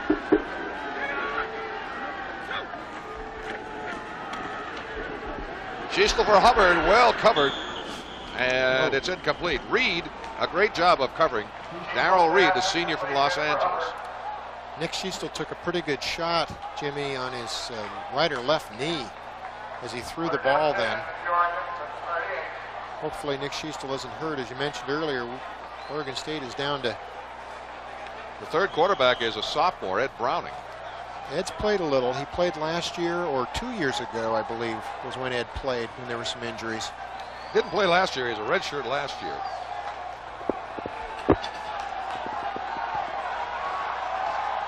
"12 seconds remaining before the half. Third down and 10. Schiestel being pursued from behind and is brought down, and that should end the half. Well, they'll stop the clock at 4 seconds. Well, Jimmy, they should just unwind and throw this thing for the end zone. They've got nothing to lose. That sack by Brantley, Steve, was his 9th of the year. Actually, he has 9.5. That's an outstanding season of work. 9.5 sacks and 10 tackles for a loss. Sure is. He's an outside linebacker, comes from the outside in a 4-man rush scheme that the Ducks use a lot. They'll rush their 3 defensive linemen and Brantley coming from the outside. He's among the top 10 in the Pac-10, I believe, in sacks. Matter of fact, he's 5th, or he was before the start of this game. Rich Brooks, the Oregon head coach. He's done a fine job here. He's received some criticism unfairly, I think. His overall record is 58-81-4, but in the last 6 years, Rich's teams are 33-31-0. He's a super coach. Yes, sir. Third down and 10. Schiestel going deep. And that turns it over to the Ducks, but there's no time remaining. Eric Castle with the interception in the end zone, and the first half is history. At halftime in Eugene, Oregon 16, Oregon State nothing.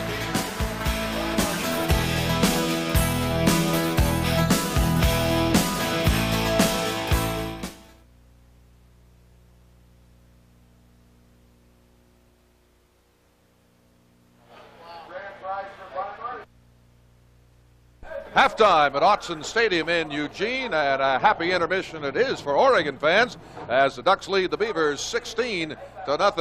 Greg McCallum's talented toe accounting for 9 of those points on 3 field goals and 1 touchdown for Lavelle. Well, Oregon was 16-0 on the board. Are they as dominant as the score would indicate? Well, they've sure moved up and down the field with regularity. Musgrave looks great. The backs look great. Oregon State has not broken. They've had an opportunity a couple of times to give up a couple more touchdowns. Started out poorly with the fumble early. Oregon has been dominant, but Oregon State's still in the game at 16 points down. I think the Beavers can be satisfied that they are moving the ball offensively. They've got to stay away from the mistakes, but defensively they have to do a little more work. They've been a fine defensive unit all season. What's the problem? Well, today they've started in bad position a couple of times, but really Oregon has just got a real good football team. Oregon State is not blitzing as much as they have in the past because they think Musgrave can take advantage of them. They've missed a couple opportunities with dropped interceptions, but I think they've had to change their scheme from what they've used all year with a power of attacking defense. They've gone to a more stable 4-man rush, and it just isn't bringing as many dividends as you've seen all year. Well, those of you who have followed this Civil War know that anything can happen in this game. It's far from over.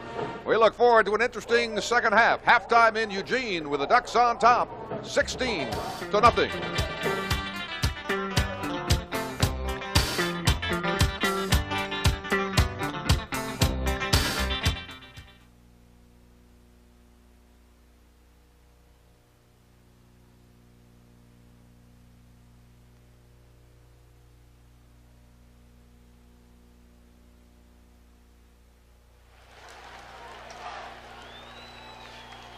It's halftime at Autzen Stadium in Eugene as we await now the kickoff to begin the second half of play. Oregon with a substantial lead, 16-0. Greg McCallum kicked 3 field goals in the first half, 40 yards, 42 yards, and 24 yards for 9 points.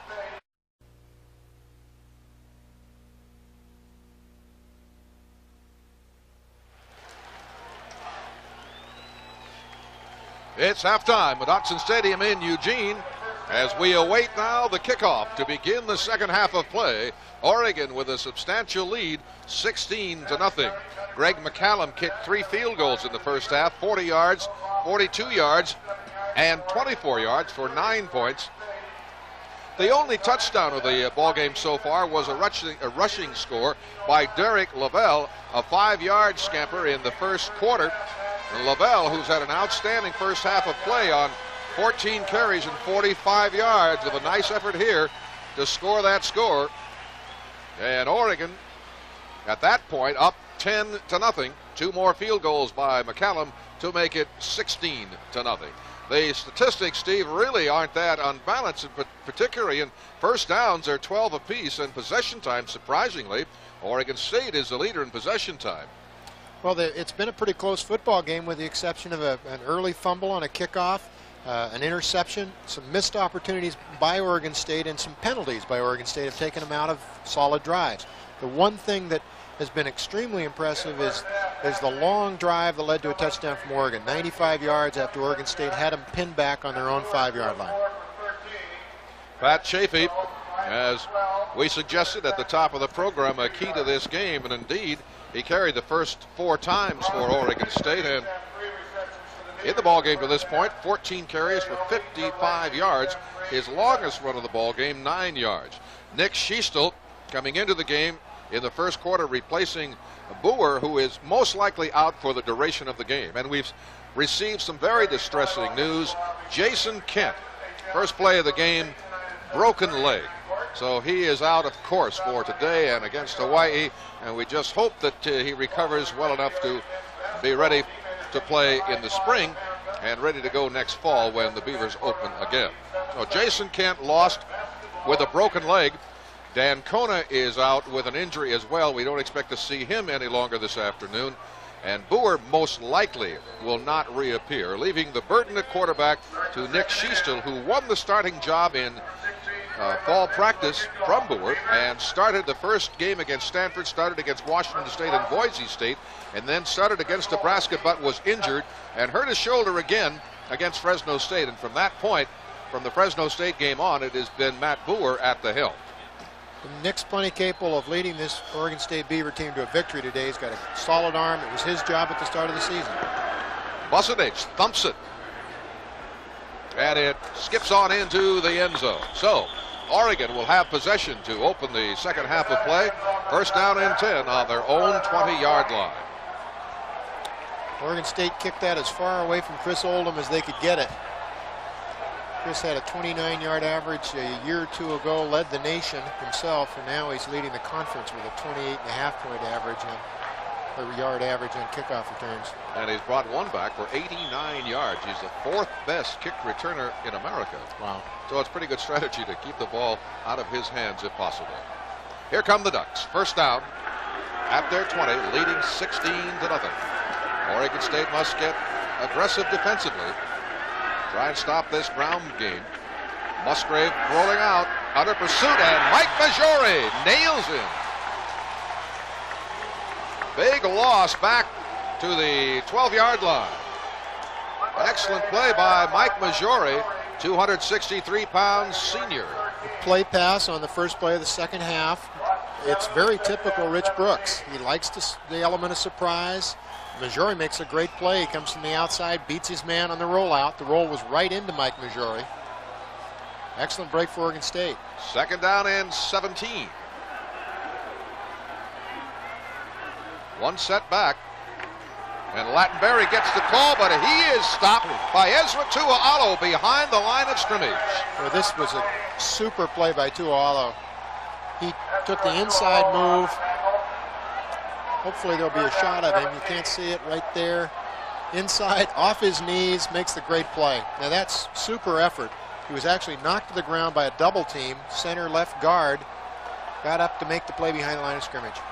Two gangbusters defensive plays by Oregon State, and it's third down and 17 and a passing situation for the Ducks. They motion Obi to the near side, and it's a pitch to Lavelle. Breaks one tackle, comes across the 15, battling for the 20, and comes up a bit short. Larry Vladeck and Billy Hewley combine on the tackle, so that's a strong defensive series for the Oregon State defensive unit. It'll be a punting situation for only the second time this afternoon for Oregon. On fourth down and 11, the ball is spotted at the 19-yard line. Good start by Oregon State. That was an excellent play by Larry Vladeck. He strung it out, plenty of blockers in front of the runner, and Vladeck strung it out until he had help and then made the play. We saw Hubbard waiting at his 50-yard line, and here's Mark Penso. He has a long of 62 yards this year, standing on his 5. It's a good return ball. Back to the 45, and Hubbard is dragged down. That's an outstanding defensive play by Eric Castle. The ball got to Hubbard very quickly, as you say, a good return ball, but Castle was down in a flash. When the ball comes that quickly, good return ball, line drive, it plays some havoc on your return. Reggie Hubbard was trying to get to the outside, but the ball comes so quickly that he has to start his move before the offensive lineman or defensive rush personnel are able to set up their wedge. First down and 10 for the Beavers, starting in good field position at their own 44. Pat Chafee is across the 45, but there's a penalty flag thrown. And that's right in the middle, so you got to believe it's a hold again. Down at the bottom of the pile is Yarny Jensen and David Cassano for Oregon. A hold it is against the Beavers. So the Beavers now have 6 penalties for the game. David Cassano, that you mentioned in the middle, has had a real good day for Oregon. He's the middle guard. He's very strong, also is quick. Does an excellent job in the middle. Oregon's defense has only given up 106 yards per game on the ground, so they're a good, solid defensive rush team. They are third in the league totally, giving up only 339 a game. Penalty enforced from the end of the run. 10 yards, repeat first down. Enforced from the end of the run, so it must have been a call late in the play. The ball spot is to the 36. So it is first down again for the Beavers. First and 18. Backs are split behind Nick Schiestel. It's caught, no, dropped by Pitchford. Farwell, the cover man for the Ducks. Pitchford should have held it, could not. Schiestel put it right in his chest. Catch the ball with your hands, not your chest. So it's second down and 18.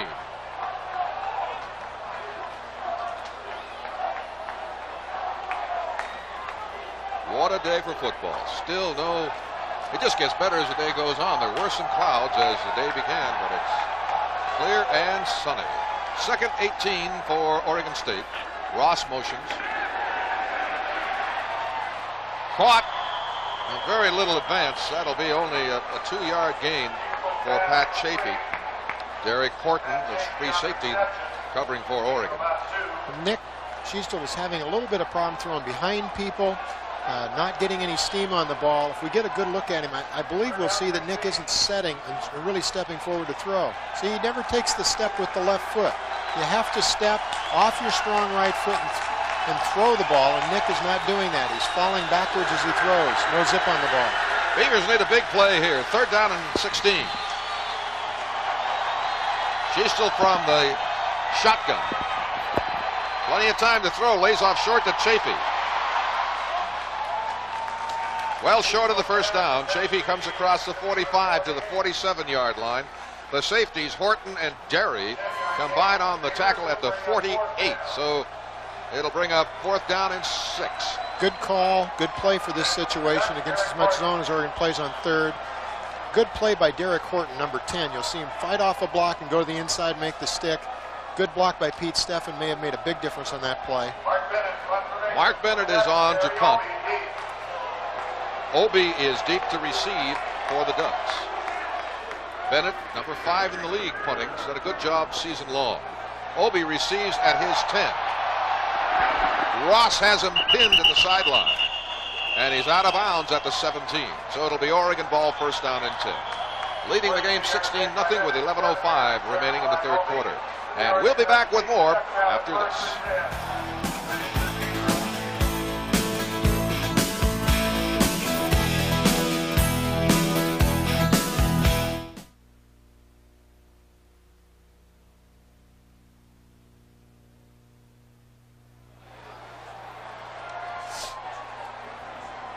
First down and 10 for Oregon at their own 18-yard line.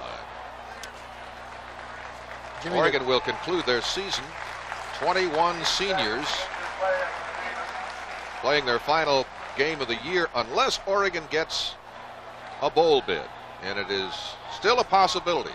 Not nearly as bright as it was at one time, but still a possibility. And with a victory today, the schedule would read 7-4.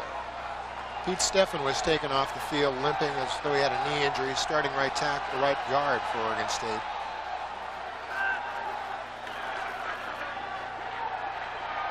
Berry has to go the other way.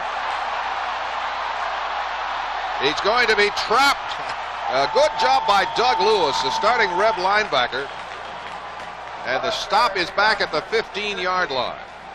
Well, I'm sure Brooks has got a few things to say about this one. Lattenberry's got great speed. He's a great athlete. Sees that there's no hole, tries to turn around, and then just continues to use his speed, figuring he can get outside. Lewis does a good job.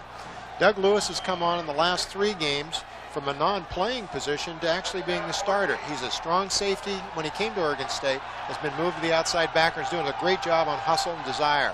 2nd down, 15 for Oregon. Lavelle motions. And Musgrave throws over the middle, and Lavelle, did he have? No, he did not. He drops it. Lavelle had the ball in his hands, appeared to have a reception, took his eyes off the ball and dropped it, and then was banged by Scott Sanders. So, 3rd down and 15 for Oregon. Back to Doug Lewis' second. When he came to Oregon State, he was a strong safety. They consider him what they call a tweener. He's a little bit too small to be a linebacker, but his play has kept him in this. He's only a sophomore. I look for him to start for the next 3 years at Oregon State. Obie is flanked wide to the bottom of your screen. Musgrave retreating to throw. Under pressure now. Gets it off complete, but there's very little gain. The reception was at the 21, and he was banged hard there by Brett Huff. So it'll be 4th down and 15 for Oregon. They must punt it away. Good pass rush by Doug Lewis that time. Hit Musgrave just as he was throwing the ball. Good job. Linebacker coming hard from the outside. Defensive right. So, Steve, on these first 2 defensive series, Oregon State's unit has certainly done an outstanding job. It's up to the offense now. But they've done a good job, and they've gone back to a little more blitz as they've run most of the season instead of the 4-man front that they felt they'd run today. Penso kicks it high and short. Received at the 46 by Hubbard. So the Beavers start in very fine field position again. They got to get something out of this. 1st down for Oregon State. 9:24 remaining in the 3rd quarter. No points on the board yet for the Beavers, trailing at 16-0. Don't miss live Oregon State Beaver football Saturday, November 25th at 9:30 p.m. You can watch Oregon State as they meet Hawaii live only on Prime Sports Northwest. Beavers send Wilson wide to the left. Hubbard motions. And that's Pittsford reaching the 50-yard line. Jimmy, you said it best. Oregon State has to get something out of a drive here very soon. They've got excellent field position now. Oregon State should continue to run. They only got 3 yards with that down, but Pat Chafee's capable of picking up 3 to 5 on this down, put him in a short yardage situation. Need a score on this series. The ball right on the 50-yard line. So it's 2nd down and 7. Bailey and Hubbard go to the left. Split backs, Chafee and Pittsburgh behind Schiestel, and Schiestel retreats to throw. Being pursued, throwing on the run, incomplete, out of bounds. Good pressure applied to Nick Schiestel that time by Oregon. Oregon versus the pass this year has yielded 232 yards per game against the rush. As Steve mentioned earlier, only 106 yards a contest. That's very good. They're a tough team. They do it with speed and quickness, not great size in their defensive line and linebackers. In fact, both defensive ends, I believe, are ex-tight ends or linebackers. Yes. That's right.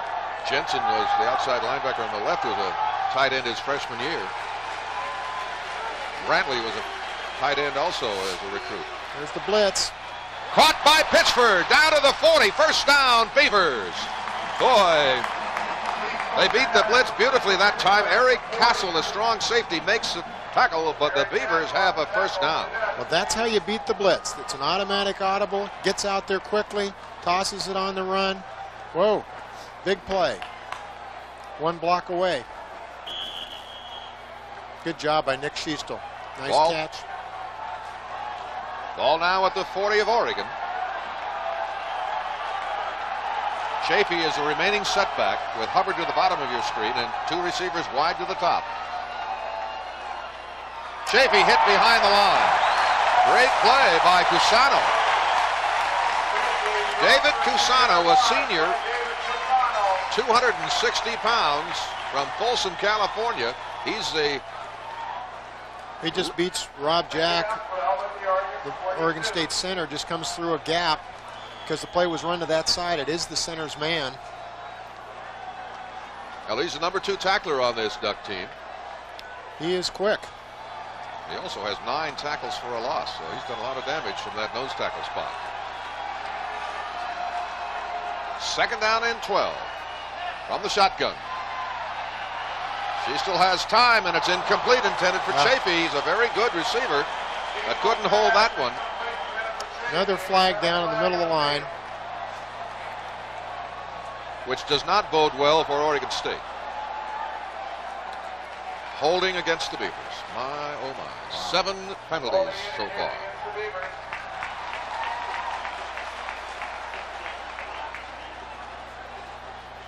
Coach Kragthorpe's got to be very unhappy with his continued penalties, continued opportunities lost. I want to correct that. That is the 8th penalty for Oregon State, or 60 yards. Well, this is what they must avoid. Very difficult to sustain drives with this repeated penalty problem. Coach Kragthorpe and Charlie Stubbs on the sideline are really getting on an official. Actually, I believe it's the linesman on the Oregon State sideline. He threw the flag.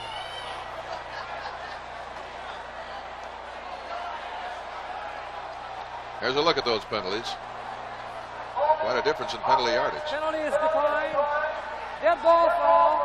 Offense, unsportsmanlike. 15 yards. 3rd down, 15 yards back. Well, tack on another penalty, as you heard. Unsportsmanlike conduct against Oregon State, and that'll move the football. But Jimmy, that was because an Oregon State player, I believe Pat Chafee, came over to the near Oregon State sideline official, started giving him a few words of advice about the supposed interference on that play. It did appear as though Chafee was hit early. He said a lot, and the official threw the flag. Don't usually see that out of an official. Usually they warn him and tell him to forget it. Important that the Beavers keep their poise now. A lot of things going against them. 3rd down and 27. And Schiestel with a punt. Catches the Ducks. Oh, they almost turned in that Turned that into a beauty, but Hubbard could not catch up to it in time to down it before it went into the end zone. Good call by Coach Cragthorpe. Just needed a little break. That should have been down on the 10 or 5 yard line. 57-yard punt. Into the end zone it goes. So when we return, it'll be Oregon ball. First down and 10 at the Duck 20. Be right back.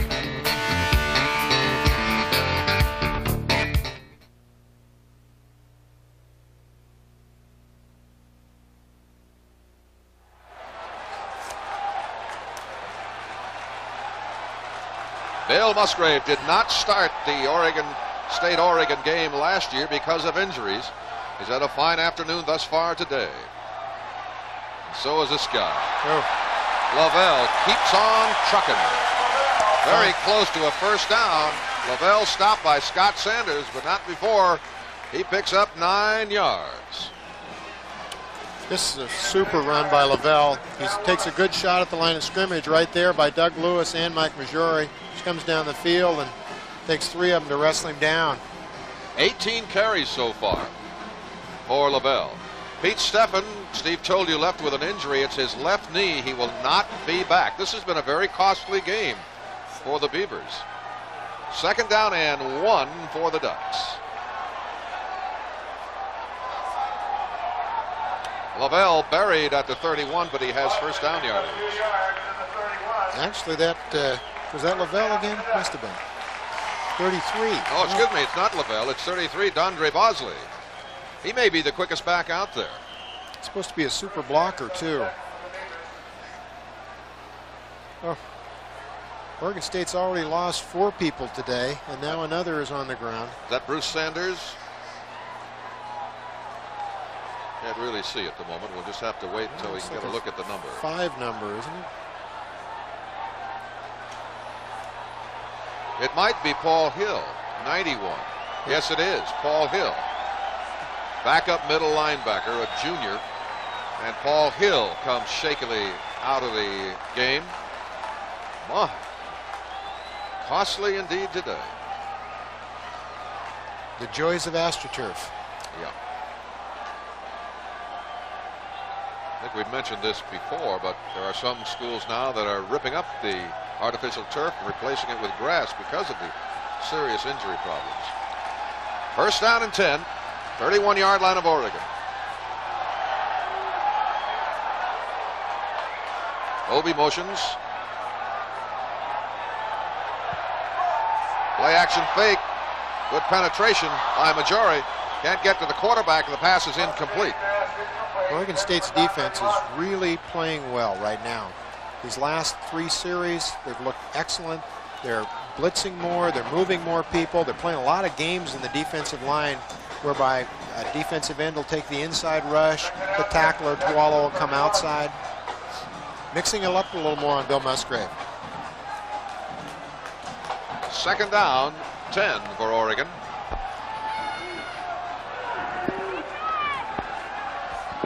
Obi and Reitzig, the split receivers. Musgrave will throw under big pressure, complete to the tight end, Merton. Merton out to the 40, where Sawfeld makes the tackle. Boy, this is great poise by Bill Musgrave. Watch Tualo's rush. They finally single him. He beats the center quickly. Musgrave's throwing with a loaded gun at his head and puts it right on the money. Super quarterback. Pretty good stick on the play, too, by Scott Sanders. Joe Merton, the tight end. Not a lot of work this year. He has 12 receptions on the season. Third down and a yard for the Ducks. Again, Obi motions. Lavelle dives for it. He has it. First down. The advance out to the 45-yard line where it's another Oregon first down. Fine extra effort by Lavelle. Takes a shot again at the line of scrimmage. Hit right there. Just fights his way forward. Gets an extra 2.5, 3 yards. 4 yards. Super play. Oregon, depending on who you listen to, a 16 to 17 point favorite in the game. Oregon has been favored in 8 of the 10 games they've played this year. Lavelle Shakes off a tackle behind the line by Tua'alo. Comes across the 45 where Vladeck is there along with Beck and Sanders. Again, you can't say too much more about Derek Lavelle. He's just a good football player. That's a pretty tough cookie in Ezra Tua'alo to run away from when he's got a hold of you. He certainly damaged Oregon State with those 3 consecutive 100-yard games over the Beavers, and he's rolling for another one. He has 79 yards on 20 carries so far, with 4:23 to go in the third quarter. Reitzig split wide to the right. High formation for the Ducks. Musgrave on the play action fake, goes over the middle. He was out of bounds. Out of bounds, no good. The cover man was Brent Huff. Obi, the intended receiver, out of play. So it's 3rd down and 8 for Oregon. And again, the defense continues to play strong. But they're coming with their nickel option now. Good shot of this, play fake. Again, Oregon's mixing up their offense very well. Good throw. Nope. One foot was on the sideline. Kerry Obi makes excellent effort at it. Good throw. Musgrave is completed 2 of his last 8 passes. 3rd down, 8 for the Ducks. Throwing on the run, complete. No, he did not get to the first down stick, I don't believe. Let's see where they make the spot. Hewley on the tackle. That was a very interesting spot. Let me put it that way, Jimmy. If we see this one again. I don't think he's got it. No, it's about a half-yard short. That's where he was running it. This is a blitz. Billy Hewley has to come over from his free safety position to put him down. He's got him man-to-man, inside out. So 4th down and a yard, and the Ducks are going for it. Leading 16-0 with 3:24 to go in the third quarter. They come up in the I formation, everybody inside. And Obi motions to the far sideline. Lavelle has it. Out of bounds at the 38-yard line. Ryan Beck on the tackle for the Beavers, but it's a Duck first down. Oregon State appeared to jam this up pretty well inside. Lavelle makes the nice cut. Short yardage is a difficult situation in that if there is a hole, pop somebody outside, it could very well be a score. All the defensive linemen are typically submarining to the inside, just making a big pile. Corner's got to come in and force quickly. Now Lovell splits out to the bottom of your screen on first down at the 38 of the Beavers. Short drop for Musgrave going to the far sideline, and it's out of bounds. The reception good by Joe Reitzig. Brent Huff there on the cover for the Beavers. 5-yard pickup. Kurt Munson enters the game, giving Ezra Tua'alo a break at the nose tackle spot. The ball at the 32-yard line of the Beavers. This time it's Reitzig split to the bottom of your screen.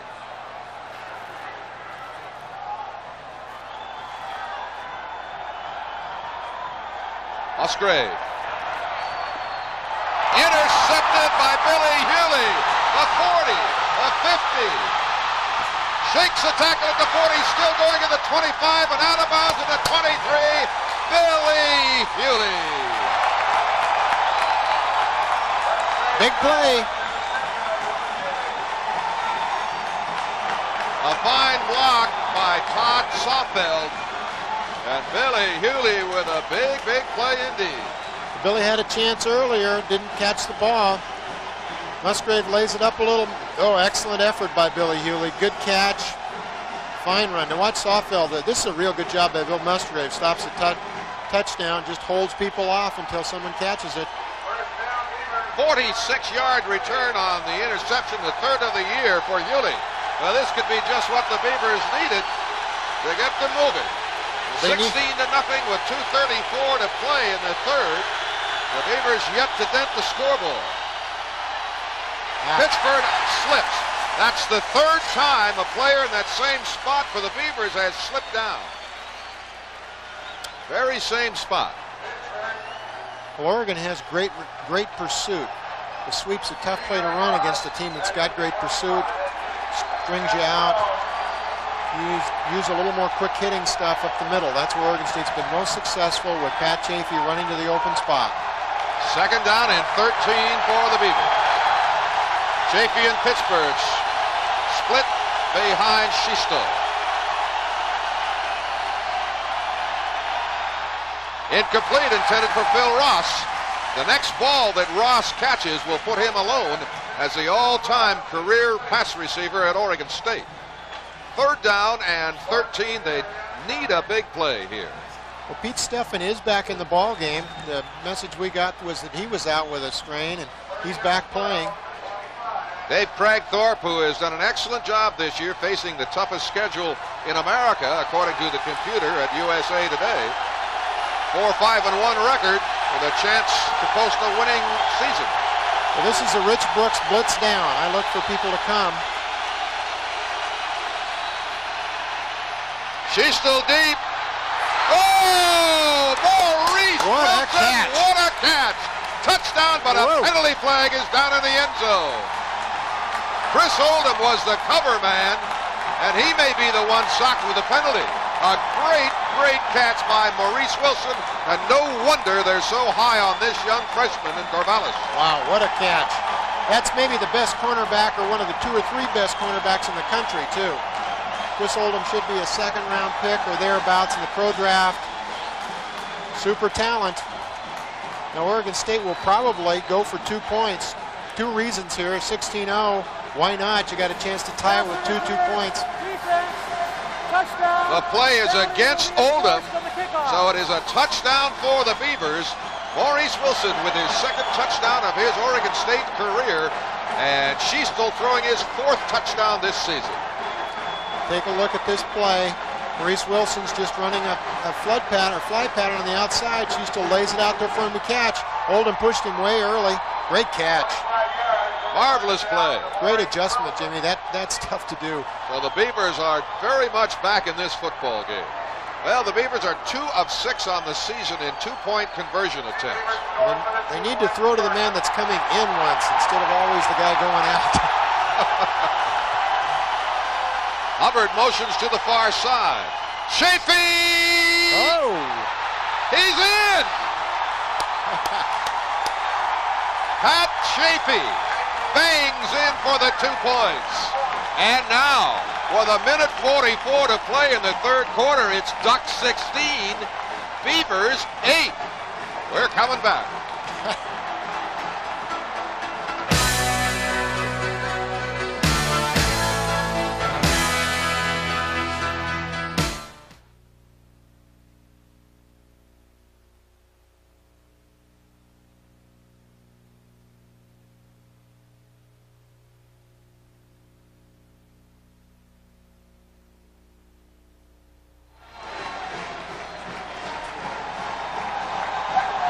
A late flag was thrown in the end zone.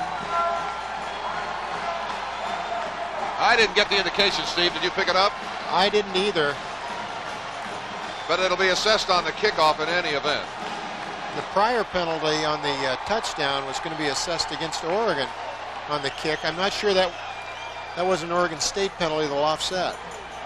23-yard drive on 3 plays for 49 seconds of time consumed, set up by Billy Hewley's 76-yard interception return. We've got a good ball game going here. Oregon State needed a little boost, and that is certainly the boost they needed. Oregon was driving a good possession drive down the field. Hewley makes the big interception, the big run back, and a great catch and throw by Nick Schiestel to Maurice Wilson. Well, it'll be interesting to see how the offense responds on next possession. This could just be enough to get them fired up and moving. The defense has played very well in this third quarter. Absolutely. They've done a great job. They've stopped Oregon pretty well cold, with the exception of the 3 first downs on the last drive. The last 2-point conversion is interesting. Oregon State has been running a fake to Pat Chaffee and a throw typically in the flat to a pick man in every attempt they've made. Obviously, the coaches felt that people weren't respecting Pat Chaffee on the 2-point conversion.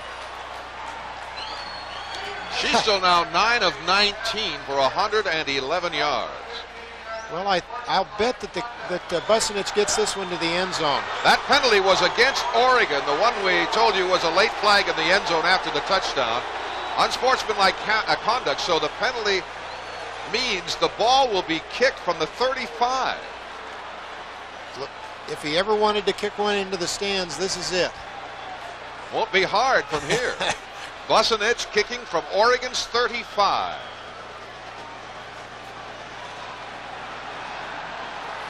Interesting. Onside try possibly. Oh, God. Must go 10 yards. Oregon covers. Oregon ball, first down and 10 at their 21. Smart football. Yes, indeed. They get the ball on the 21. If he kicks it in the end zone, it's the 20. Real smart. So now, a completely different situation. Real different situation. This is a Rich Brooks situation that he would try to get the momentum changed quickly with a play pass or a reverse, something like that to get the momentum back on the Ducks side. Let's watch for that in this first series. Something tricky.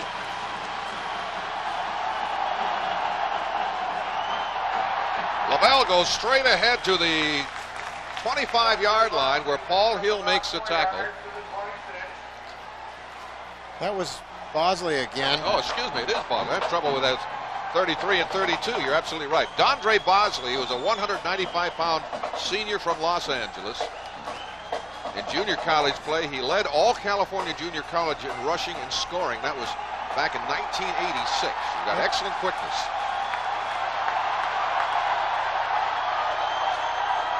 Obi motions to about the 34-yard line. There was a penalty. The tight end moved. McDaniels makes a stop on Bosley at the 34, but let's wait for the penalty. Jimmy, I mentioned earlier in the game that Pelham McDaniels apparently played his best game last week against Washington. He's played all season. Talking to the coaching staff, Pelham had a great year a year ago, and the Oregon State staff put a lot more responsibility on Pelham. It turns out he may be doing a little bit too much worrying about specific plays. If he gets blocked once, he's worried too much about the block. Illegal motion, offense, 5 yards. So now some penalties catching up with Oregon. If Pelham just cuts it loose, he's an absolutely super football player. And he started to do that again the last couple of weeks.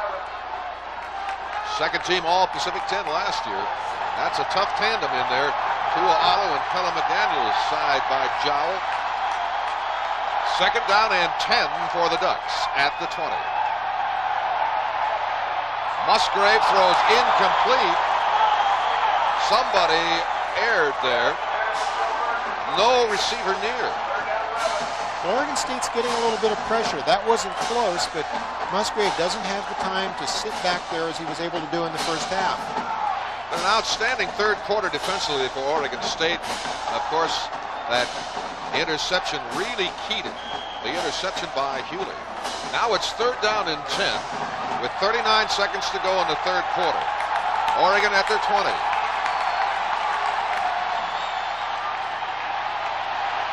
Musgrave throws to Lavelle. Out of bounds at the first down stake. Big play by Lavelle. He gets a first down out of that. I think Oregon State had him stopped. If they just make the tackle, stop him where it goes. Instead, Lavelle makes the big play again.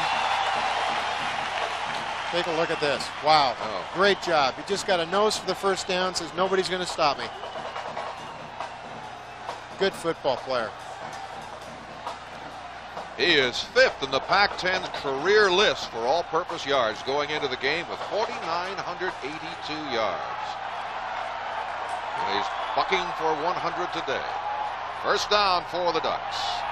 Lavelle hurdling to the 35. Good defensive play by the Oregon State line. Stopped a Cole, and again, Lavelle goes over the top.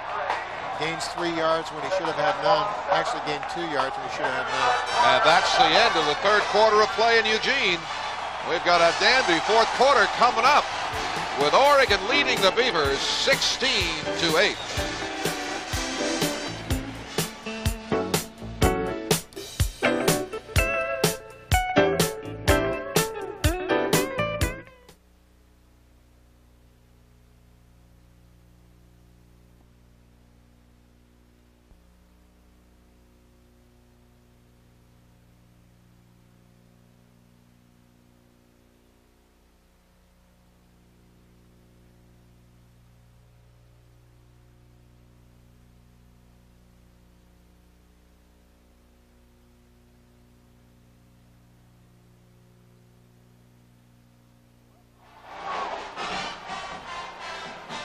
Welcome back to the Civil War, everybody. I'm Jimmy Jones along with Steve Priest. The fourth quarter begins with the Ducks leading the Beavers 16-8. Second down and 7 for Oregon, just short of their 35-yard line. Bill Musgrave, the junior quarterback from Grand Junction, Colorado, leading the attack. He's 13 of 29 for 169 yards through the air today. Obi motions to the far side. Musgrave rolling to throw, pursued by Majori, gets it off just in time, and Obi makes an outstanding catch at the 48 of Oregon State. Brian Beck carried him out of bounds, but Obi has the first down, Ducks. This is a real tough pattern to cover out of a zone. They roll Musgrave out, so he's got better throwing lanes. Oh, big play by Tualo. What they do then is run someone up the seam to take the defensive back who's running the outside zone deep with him, then throw a man in behind him towards the corner. Perfectly executed, good throw. Brian Beck has to come back and make the play, and he's actually got someone deeper. Boy, will they miss Obi next year. What a player. First down for the Ducks at the 48 of Oregon State. LaBelle, the motion man this time, as Musgrave goes back to throw. It's caught. Complete to the 35-yard line, and another first down for the Ducks. Terry Obi once again with Larry Vladeck on the tackle. Just nice play. A zone pattern, same pattern as last time, except they brought the wide man Obi. They brought him into the middle on the hook. Musgrave throws it right in the middle of several people, just threads the needle. Terry Obi, the all-time receiver in yards gained through the air at Oregon, with 99 yards today on 5 receptions. Draw play to Berry. He's only carried the ball 5 times today. Billy Hewley drags Berry down just short of the 25-yard line. Nice run by Latin Berry. He's got such great speed. If we get an opportunity to look at it, Berry will take the ball an inside handoff, make the move around Esu Tualo, then head for the outside. Billy Hewley's got great speed also, brings him down. There are 2 tough customers right there, Latin Berry and Billy Hewley. Latin Berry, the number 6th rusher in the Pac-10 contest, averaging just a shade under 6 yards per carry. Second down and a yard. Berry has the first down for the Ducks as he crosses the 25 and into the arms of Todd Sothel. Well, big series right here. Oregon State needs to somehow stop this drive, get out of it without points, or at the most 3 points. Musgrave now has thrown for 199 yards today. Oregon State's performed very well inside the 25 all year. They've typically been beaten longer. High formation for the Ducks with receivers left and right. Musgrave with time to throw, lost it for the end zone for Obi. Oh, touchdown! Oh, goodness. What a great, great catch again by Terry Obi, who beats Brian Beck. Boy. Can't say too much about this. You knew the play was coming. Beck's with him all the way, has him absolutely covered. Look at this. Obi just takes it away. That is absolutely sensational. Looked like Brian Beck actually caught the ball. We got to see it again. It looked to me like Brian Beck caught the ball and came down with it. Nobody took it as they were struggling for the ball on the ground. Great receiver. Point after touchdown attempt by Greg McCallum. It's good. With 12:58 to play in the game, Oregon bumps their lead. It's Ducks 23, Beavers 8.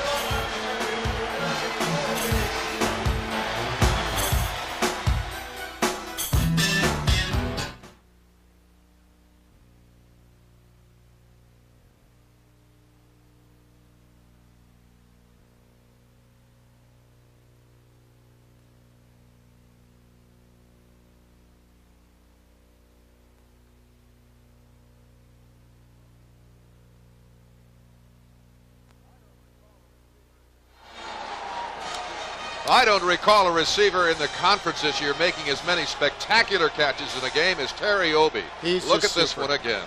Now, if you'll take a look at this, Jimmy, it actually looks like Brian Beck catches the ball. They both go up for it together. Beck looks like he has it about his chin high.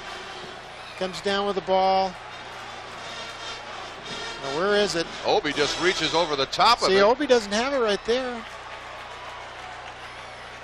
Incredible concentration. It's right in front of Beck's face. He's got it. Now watch Obi take it right there. Obi took it from him when he was on the ground. Just incredible. Great play. Another touchdown for the Ducks. Terry Obi now with 123 yards receiving today. A drive that carried 79 yards in 4 minutes, 46 seconds.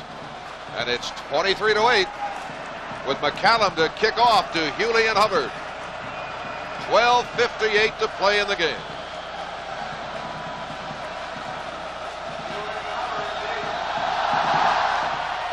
Very short kickoff. Hewley at the 11.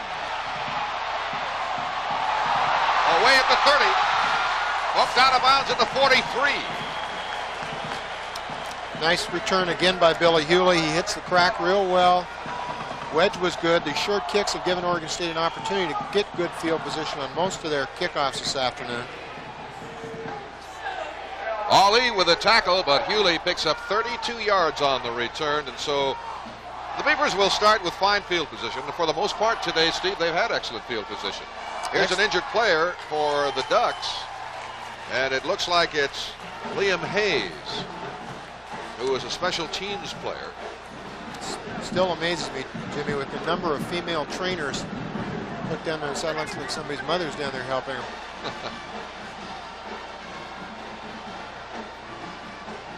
The Beavers will start from their 43.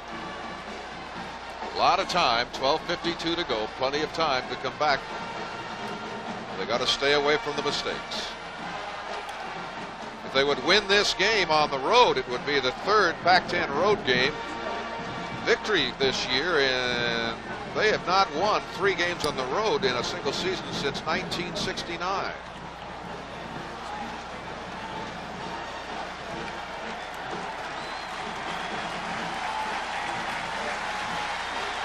Oh, it's McCallum. It's McCallum, the kicker, who is the injured player. Let's see if we can find out what happened here. Bang. McCallum puts a good shoulder into Billy Hewley. Yeah, a very brave effort there by McCallum. One of those shrugs. It's hard for a kicker to come over and take that shot. He doesn't ever participate in tackling drills and so forth. Oh, here we go. Nick Schiestel lines up the Beavers at the 43.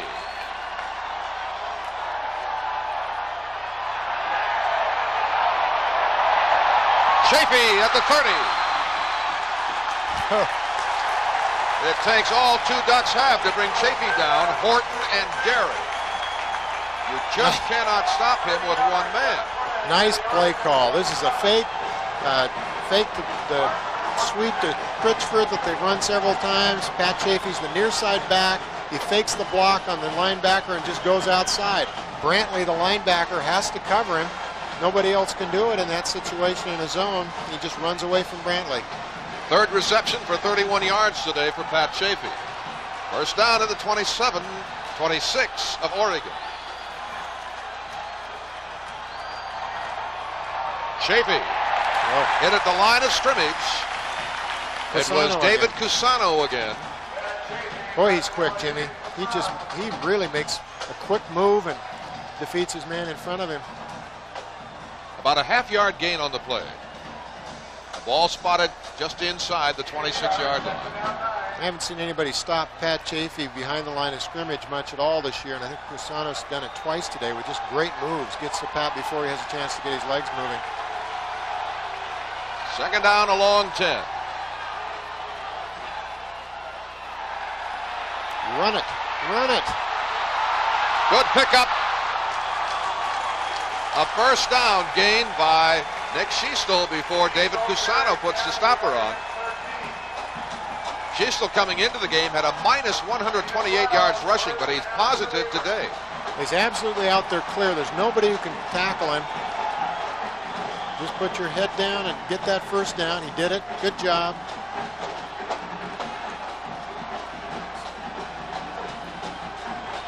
Pat Chafee has now 103 yards all-purpose today.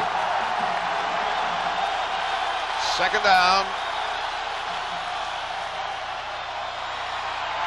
Pitchford cuts up nicely. Pitchford! His progress to the 2. First and goal for the Beavers. An outstanding effort by Reggie Pitchford, stopped by Farwell. Well, what a run by Reggie. Great job, just a sweep. Pitchford sees the hole to the inside, makes the nice cut right there. Good blocks. Chafee threw a nice block to the outside. Excellent run. Pitchford will be back for Dave Kragthorpe next year, a junior from Compton, California. Well, this is a Civil War now. I'd like this one to go a couple more quarters. You know, I was just thinking the same thing. I hate to see this one end. First and goal at the 2. Chafee on second effort. Did he break the plane to the goal line? It would appear so, but there's no indication from the officials. Wow, is he strong. Hit by 2 Ducks at the 1-yard line. Loopold and Brantley. Watch it. Let's see, Pitchford's supposed to hit right in front. There's a good, solid shot there. Pat Chafee should be done, but look at this. Wow. Now it looks like from that picture that he crossed the plane, but the ball is spotted about a foot out. So it's second down and goal inside the 1.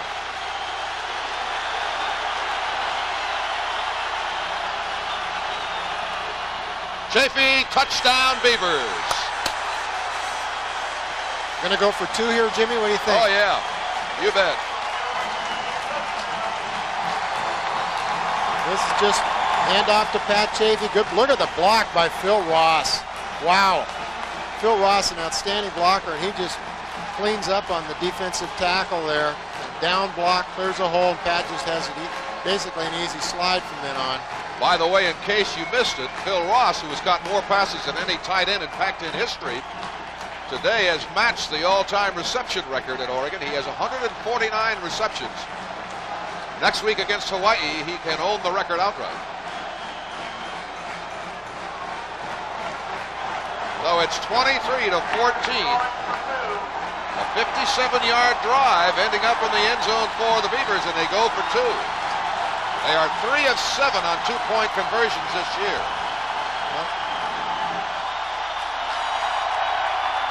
Sheastel to throw. No, it's not good. Thrown too low for Phil Ross.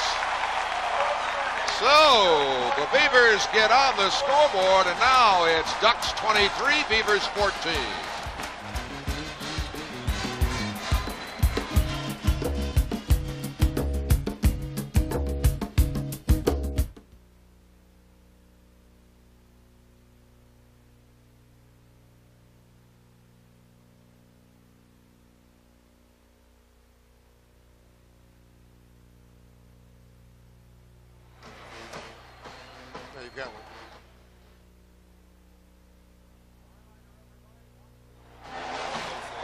A reminder, everybody, watch the Dave Kragthorpe Show with host Bob Akamian. Oregon State Beaver fans won't want to miss this weekly highlight show of each weekend's matchups. That's the Dave Kragthorpe Show, Thursday the 23rd at 5:30, right here on Prime Sports Northwest. Well, that was a very well-conceived 2-point play. Oregon State has always gone to the slot side when they've shown that in a 2-point conversion. Instead, they rolled or half-rolled to the weak side of the formation, brought Phil Ross inside. He was wide open. Nick didn't set his feet and throw it. Too bad. Now Oregon State's got to have a touchdown and a field goal. Vucinich will kick it off. 10 minutes and a second remain.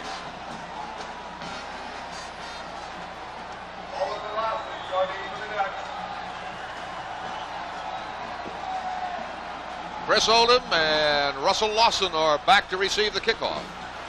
Lawson at the 5. 20. To the 30 goes Russell Lawson. Whoa. And some Beaver out there really turned a cartwheel. I think that was Ricky Pfizer, who's a young linebacker, has a great future. He's typically flying through the air. 26-yard return for Russell Lawson, a junior from Concord, California, and a backup running back for the Ducks. There was Ricky Pfizer, number 40. As they say, he throws his body around like it belongs to somebody else. He's a tough kid. He's only a freshman. Redshirt freshman from Mississippi. Here we go. First down and 10, Ducks at the 30.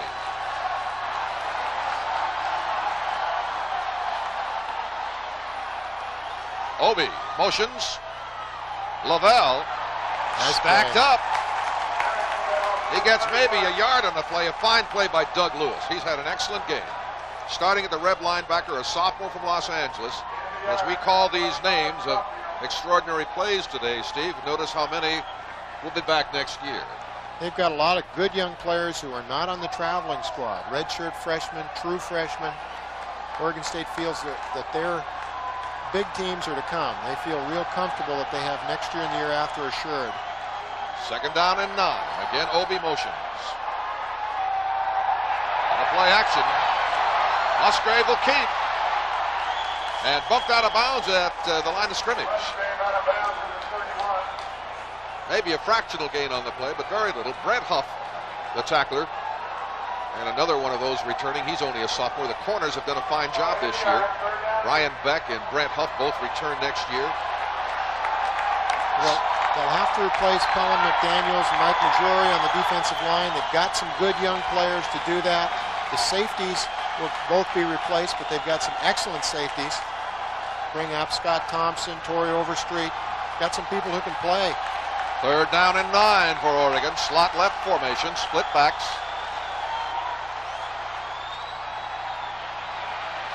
Musgrave delivers. Incomplete at the 27-yard line. Whoa. Oh my. Billy Hewley had the interception. He overran it. He reacted a little bit too quick and then nearly got beat. Joe Reitzig was the intended receiver. You watch Billy Hewley when this pass comes up. Hewley makes a move to the outside quickly, and the back's coming across. See, Billy had gone completely beyond the receiver. He's supposed to be deep middle. He just made a real quick move. A little bit too quick. Mark Penso will punt it away for the Ducks on fourth down 9. Hubbard standing at his 34-yard line. 9:03 to go, and Oregon on top, 23-14. Penso kicks a low kick.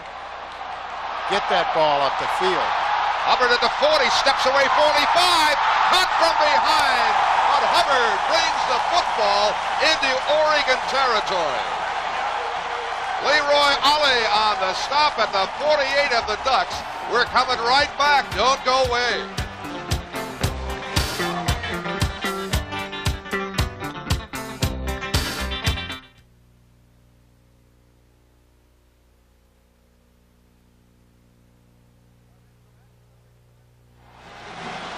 There have been some excellent returns in this game, and that one by Hubbard for 23 yards. First down 10 at the 47 of Oregon. Straight drop back for Schiestel, caught by Phil Ross across the 30, out of bounds at the 29. And Phil Ross of Seattle is the all-time pass receiving leader at Oregon State University. I think the cornerback or safety is really hurt, either shoulder or head. The one that Phil Ross hit, he's down on the field. He's knocked out. Ooh. That's the 40th yard in receptions, 60th yard in reception yardage for Ross today. Look at that shot. Boy, Phil Ross really laid the leather to Daryl Singleton, who's he's the nickel back, comes in special situations.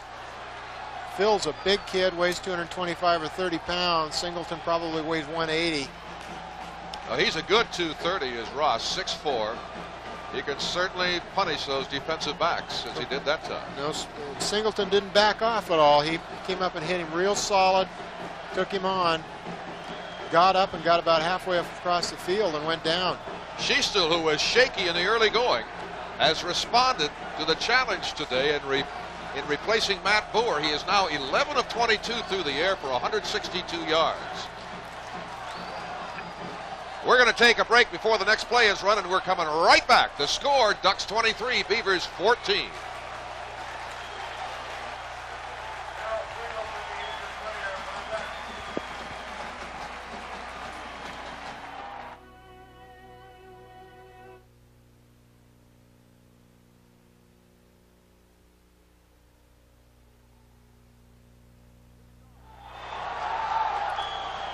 Jimmy Jones along with Steve Priest in Eugene, and we have a dandy. 8:43 to go, and the Beavers on the 23 of Oregon. First down and 10.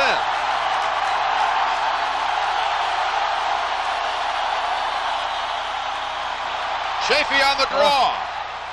Chafee across the 25 to the 24 of Oregon, where Mark Kearns makes the tackle. Mark Kearns has to be in double figures in tackles today. Good job by Schiestel on the draw. Pat Chafee sets inside.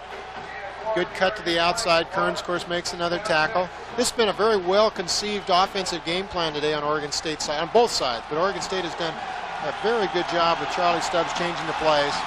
Another 4 yards gain for Chafee. Second down and 6. Schiestel going deep. Oh, a great defensive play at the 1-yard line. Reed knocked away a ball that would have been a touchdown. Darrell Reed makes a super play. If you get a look at Maurice Wilson in this play near the end, he just does a great job. He doesn't reach up for the ball. He just taking a nice little run down the sideline. Reed doesn't know where the ball is. Then at the last minute he goes for it, and Reed happens to get his hand up. Excellent corner. Oregon has super corners, maybe the best 2 in the conference on any one team. You don't hear much about Reed. You hear all about Oldham, but he's a good one too. Big play, third down and 6 for the Beavers.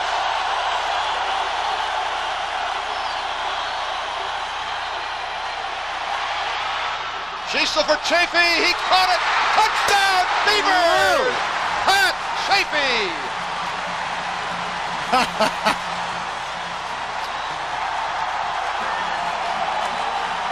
Pat Chafee with his 3rd receiving touchdown of the year beat Mark Kearns.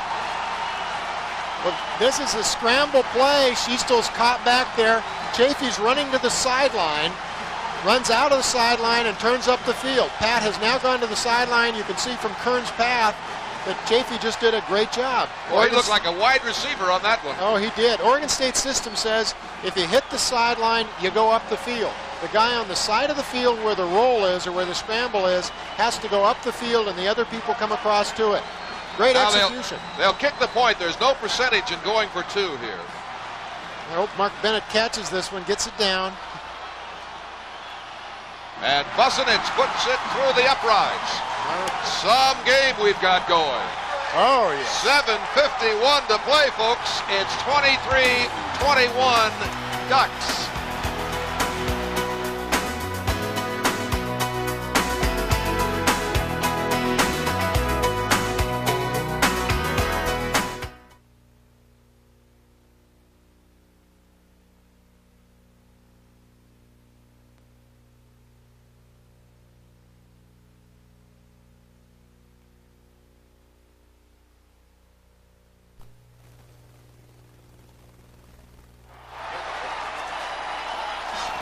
Good shot of Schiestel. He sets up, rolls to his right. Pat Chafee smart enough to head up the field. He had a sideline pattern called. He's up the field. Watch the catch. Nice job, Pat Chafee. Linebacker had to cover Pat out of the backfield all the way, and it's a real tough job for someone that's a linebacker with linebacker speed. Chafee now with 64 yards rushing, 69 yards receiving, 133 yards all-purpose today. We got a game. Mark Weber, the offensive line coach, is getting people excited on the sideline. I'm sure Weber would take a helmet right now and get out there himself. Busenich to kick it off. Lawson is deep with Oldham. Don't go out of bounds. It does indeed go out of bounds, and that'll cost 5. Jimmy, the last kickoff, Ricky Pfizer went over the top of the wedge. He's really interesting to watch on these kicks. He hits anybody in front of him and flies down the field. Pat Chafee, incidentally, needs only 17 yards now to become the number 10 all-time rusher in Oregon State history as he continues to advance in the record books. He's already the number 5 all-time receiver, number 5 all-time all-purpose runner, and number 7 all-time scorer. He has scored 126 points while at Oregon State. What's amazing, particularly the rushing statistic, with as much emphasis as Oregon State has put on the pass during Pat's career. That's phenomenal. Dave Kragthorpe has to be very, very pleased with the response of Nick Schiestel today. He sure does. Nick's had a good game. Started out shaky. I think he was 1 for 5 on his first 5 attempts. Bosanic to kick it again, this time from the 30. Oh, come on. Out of bounds once again. The Ducks are going to wind up with some pretty good field position. So it'll cost another 5 yards on the kickoff. Free kick, out of bounds, 5 yards. And we check the penalties now for Oregon State. 10 penalties for 80 yards. Well, those kicks aren't even close to being in bounds. The idea is to keep it away from Chris Oldham. Now they've moved Oldham to the other side of the field. Hopefully Oregon State's people will see that. More than anything else, they need to get Oregon State needs to get the ball down the field. Probably from this position, it would be best to kick the ball in a squib fashion. Oldham, who is the number 4 kickoff returner in the nation, causes the Beavers to be very sensitive about the placement of that ball on kickoff. Well, it looks like they've seen the switch. Oregon State's coverage people are moving around, so I believe they have seen the Oldham move. One more time. There's the squib to the right guy. Picked up by Lawson. Across the 40 to the 42-yard line goes Lawson, where Doug Lewis puts the stop on. So the Ducks start in strong field position at their 42-yard line. First down and 10. Ducks hoping to attract a bowl bid. The last time Oregon went to a bowl was 1963, and they defeated SMU 21-14 in the Sun Bowl. A 6-4 season, oh so close to 8-2 going into today's game. Absolutely, they've got a good football team. They were down by, or had a 19-point lead against BYU and lost that one, a game they never should have lost. Way up on Stanford too, and lost in the last quarter. Musgrave, Good incomplete, job. buried the intended receiver. He was shadowed by Doug Lewis, the ball thrown over his head. So it's second down and 10.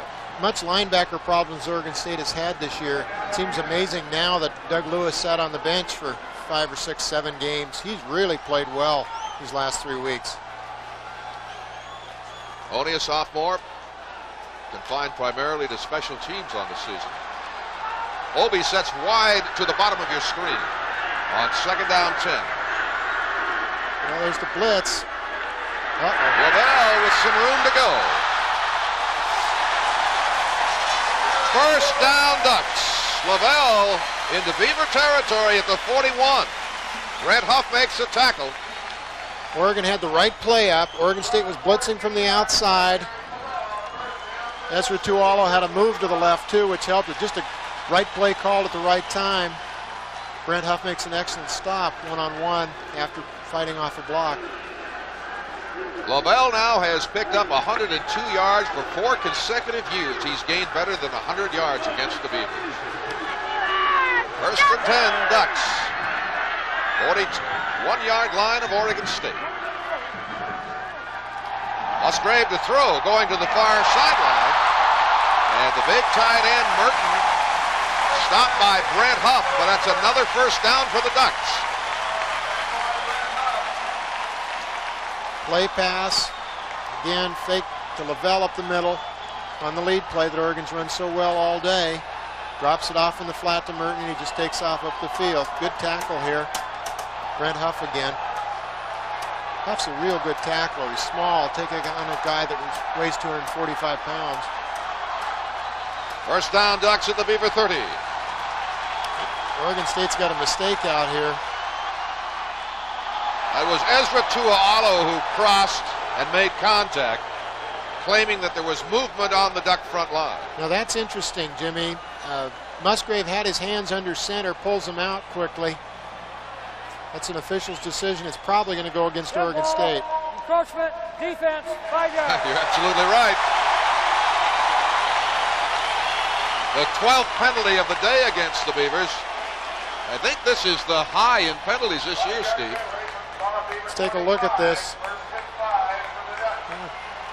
Musgrave stepped back. It didn't look like it was that quick. The Tuaalo should have come off sides. This makes it a 1st and 5 situation at the 25 of Oregon State. Musgrave has thrown for 234 yards, 17 of 35.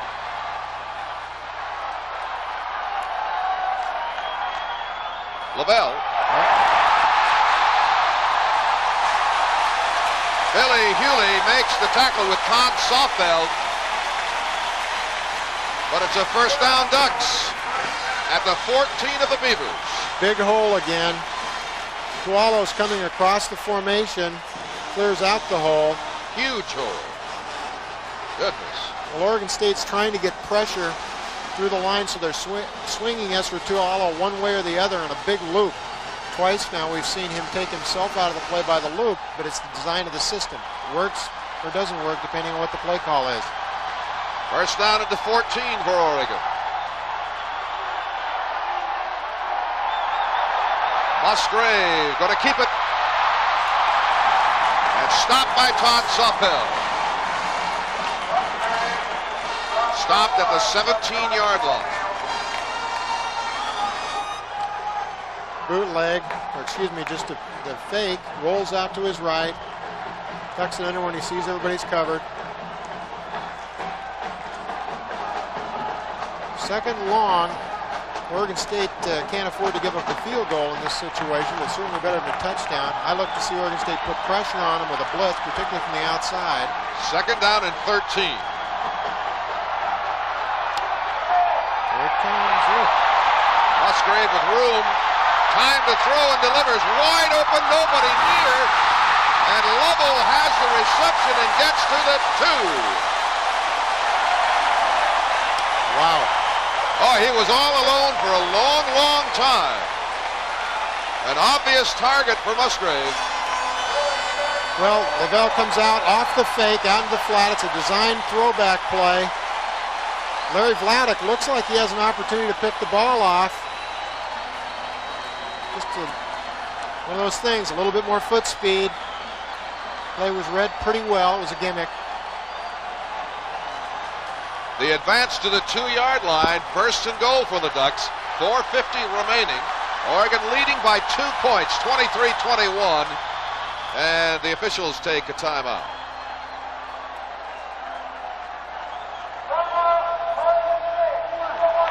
The timeout will be charged to Oregon State. Remember, everybody, Pac-10 basketball is coming to Prime Sports Northwest this fall. Watch UCLA take on the Washington Huskies live Sunday, November 30th at 7:30. Catch all the excitement of Pac-10 basketball this fall right here on Prime Sports Northwest.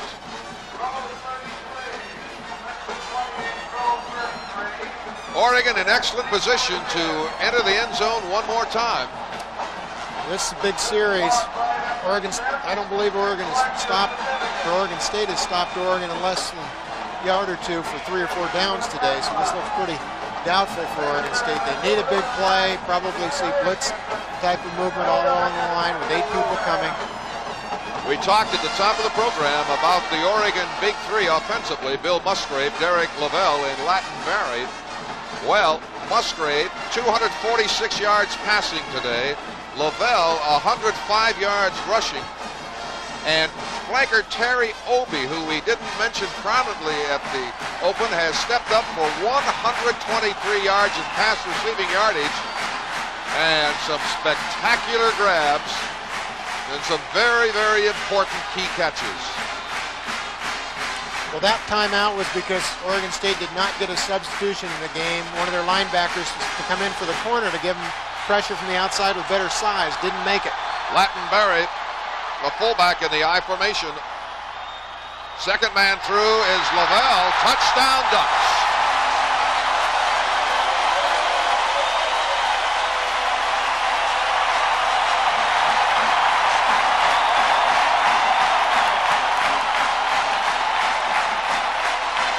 the lead play. Lavelle goes up over the top. Good effort by Lavelle.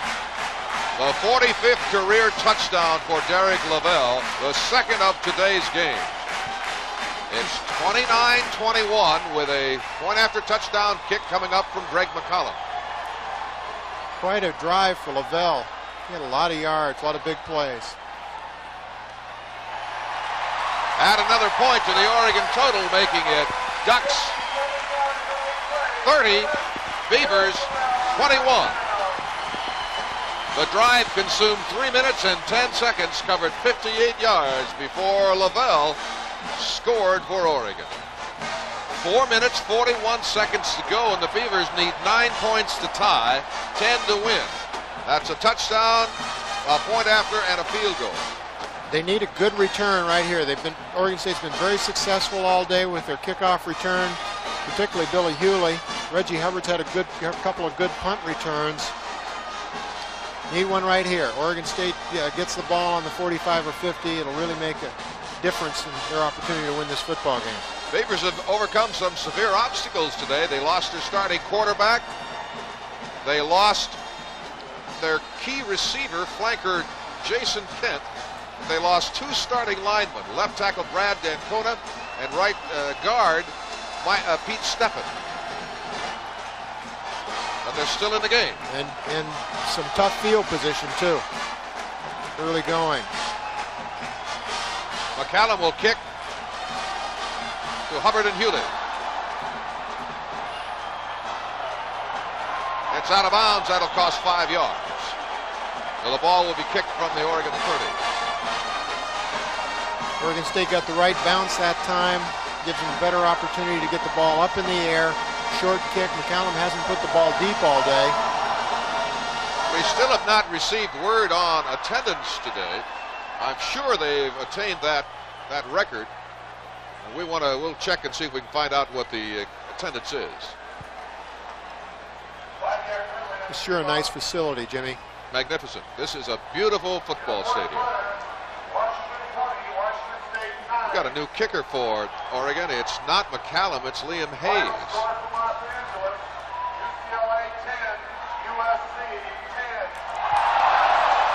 Lattenberry, we talked about at the top of the program, really, Steve, has not been very prominent today in the Oregon attack. He has not rushed from scrimmage. He has not caught a pass. He has rushed only 7 times from scrimmage. Yeah, he hasn't had the big day. Could be Latin had a lot to say in the newspapers and television this week, and it may have excited a few people from Oregon State. But definitely Derek Lavelle's taken up the slack. He's just had a marvelous day today. Here's the attendance, 46,087. So it's an all-time attendance mark. The record was 45,978.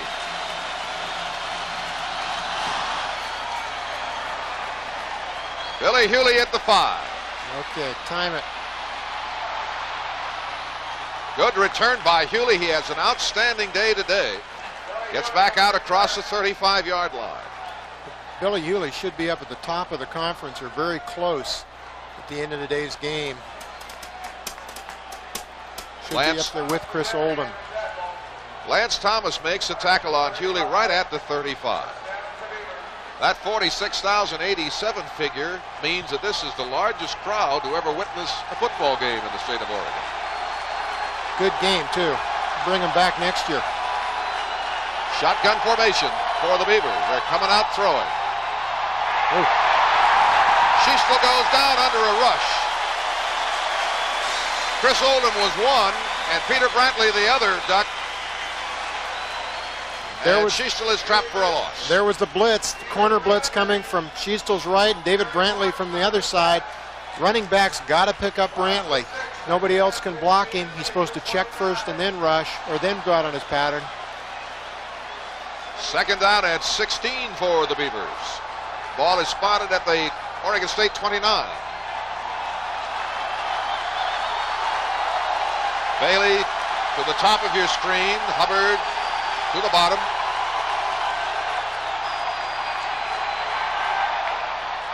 Incomplete. The intended receiver was Phil Ross, and very nearly picking that one off was Derek Horton. He has 1 interception on the season, or excuse me, 4 interceptions on the season. So now it's 3rd down and 16 with 3:44 to play in the game. Next week, the Beavers will wind up their season in Honolulu against a very impressive Hawaii ball club. Hawaii thrashed BYU, among others, and BYU scored, what, 70 points today, was it? Something like that. Hawaii, I believe, is in the top 25 then. 3rd down and 16. And again, Cecil Edward Rush drops the ball. The Beavers get it back at the 11-yard line.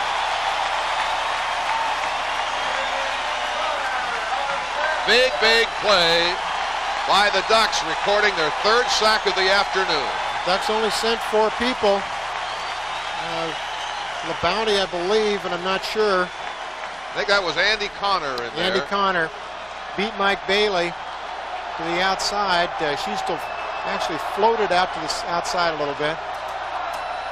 Mark Bennett needs a big one. Oh, there's Obi. At the 45. Dragged down at the 35.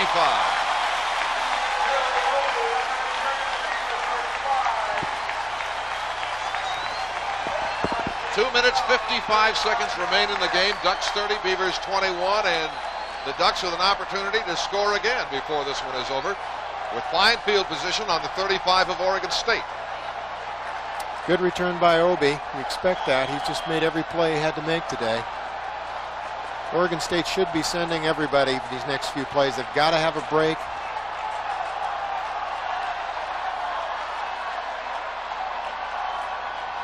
Lavelle, nowhere, right into the arms of big Ezra Tuaalo. Ouch. Be anxious at the end of the year, Jimmy, to see how Ezra Tuaalo comes out in the all-conference picks and all-American picks. He's just had a great season. He's going to get an awful lot of votes in this conference. Bill Musgrave, by the way, of Oregon, is a finalist for the American Football Coaches Association Player of the Year. One of 10 finalists selected. 2nd down and 10.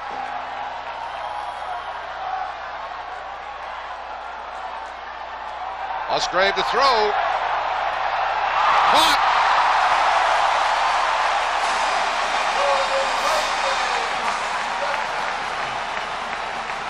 Boy, what a shot. Reitzig is very slow getting up. He's still on the ground.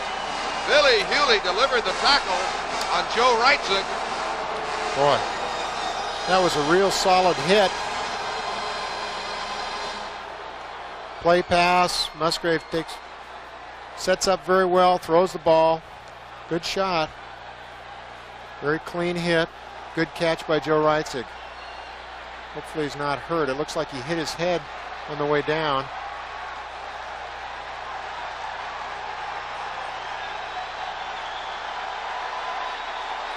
Well, the tempers are flaring a little bit, Jimmy, but that was a real good, clean hit. It's unfortunate that someone's hurt.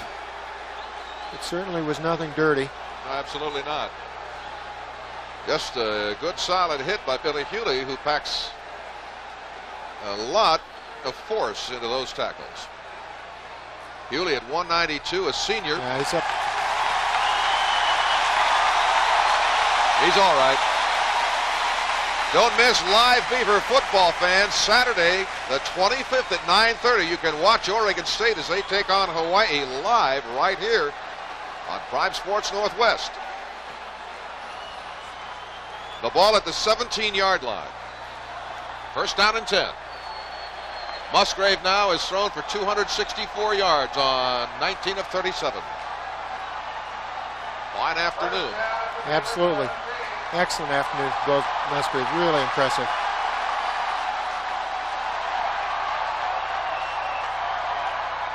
Lavelle going to move outside. Oh, nice. Doesn't get anywhere, and a good reaction by linebacker Doug Lewis. Doug Lewis will probably come back to Oregon State next year about 10 pounds heavier with that great speed. Gotten some playing time, some good experience, a lot of confidence. He's only 215 pounds. He was a high school sprinter in Los Angeles. You can see his speed. A lot of people have tried to go outside on him these last couple of weeks, and he's been one solid force for Oregon State. Clock is still running, 1:18. Oregon in no hurry to get the plays off.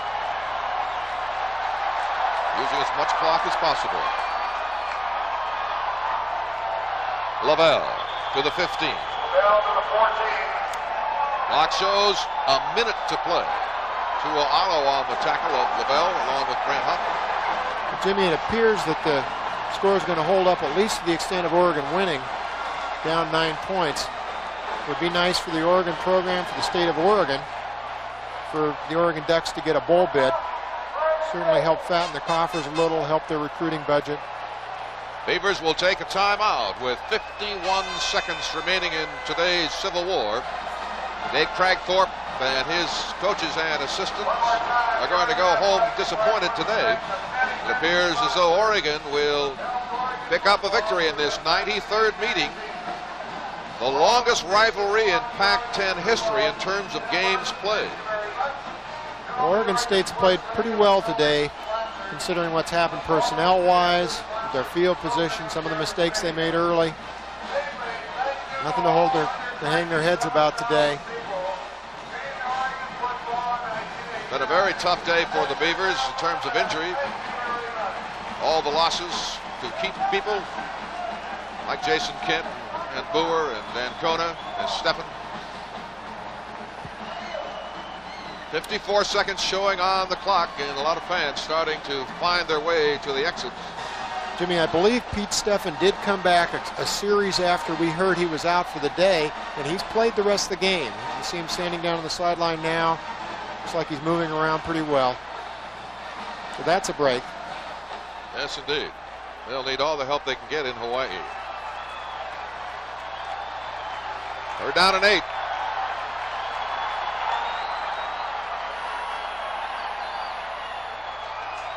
Obi motions to the near side. Bosley caught from behind by Doug Lewis. Doug Lewis has been outstanding today.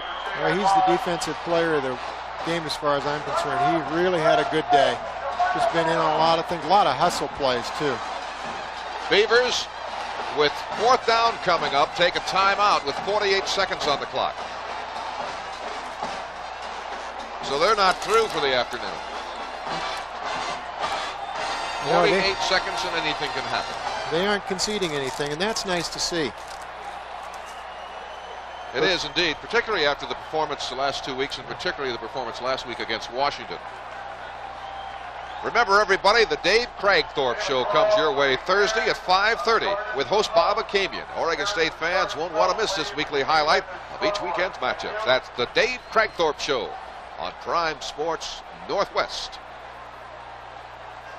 Well, Dave isn't going to get his break-even or winning season this year, but considering the schedule, considering some of the ups and downs Oregon State's had, they have nothing to not be proud of. If they can finish this solid next week with Hawaii, keep the momentum going, bring in the young kids, they're on their way to next year. Hopefully Oregon will have another game too. Our thanks to Steve Hellier, the Sports Information Director at the University of Oregon, and Hal Cowan, his counterpart at Oregon State, for all of their help and assistance today.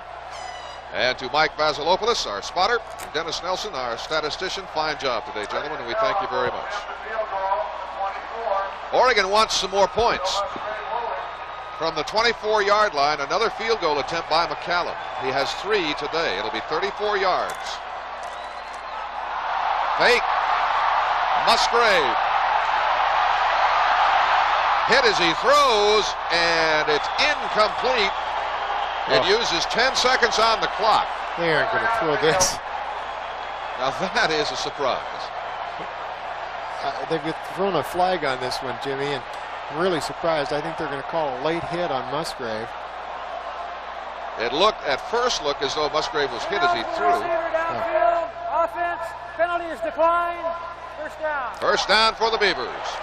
They've got 38 seconds to do something to take some of the taste of defeat away. Now they'll certainly pull all stops. The ball will be spotted there at the 20-yard line in the center of the field for the Beavers. Oregon State's program's made some real climbs the last few years. It wasn't long ago that they were happy to come home from a game like this. Now they'll be very upset. They want to win. It's great to see a program where they're unhappy to lose, trying to move forward. Beavers will finish the conference with a 3-4-1 mark. Not a winning mark, but an improvement, and particularly when you realize that the Beavers played only 4 home games this year while tackling the toughest schedule in America.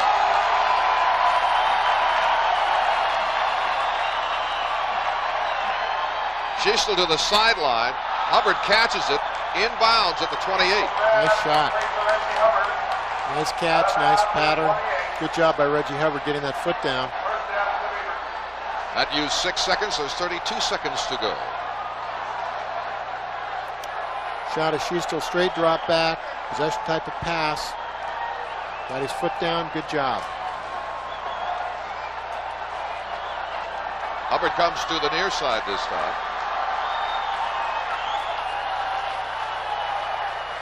On the shotgun. Throwing complete to Bailey at the 43. And they rule it a catch. Another first down. 25 seconds to go. Very efficient attack thus far. 3 or 4 more of those, we'll have a close game again.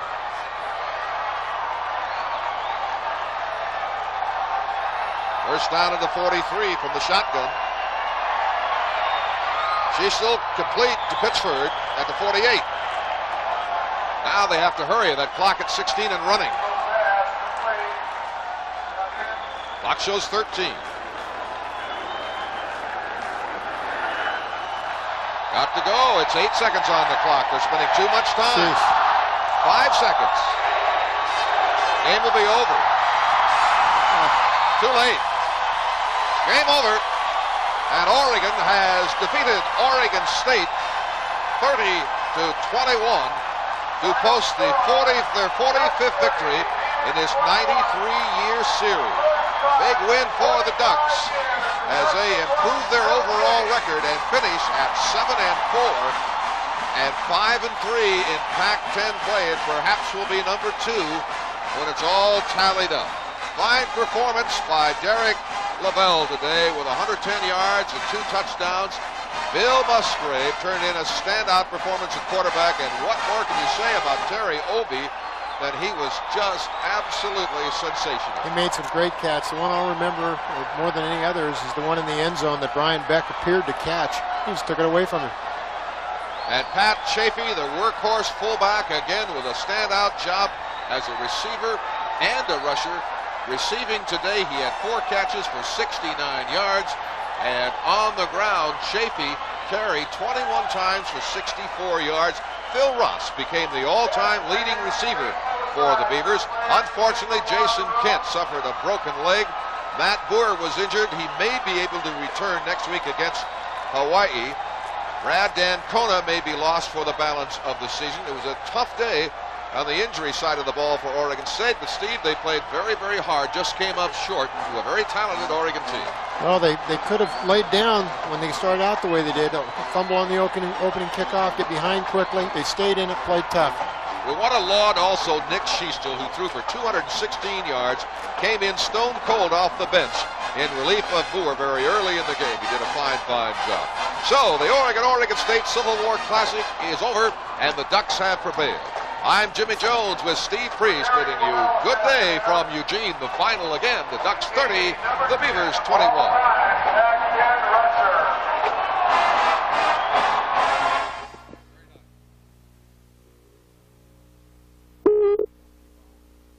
Is brought to you by Rainier Beer, the only beer to drink around here. Dwayne Lane Chrysler Plymouth in South Everett, Washington's newest Chrysler Plymouth dealership. Seattle Lighting, your bright idea store with 7 locations in the Puget Sound area. And the Bonneville Power Administration with super good sense quality built homes certified energy efficient by your electric utility.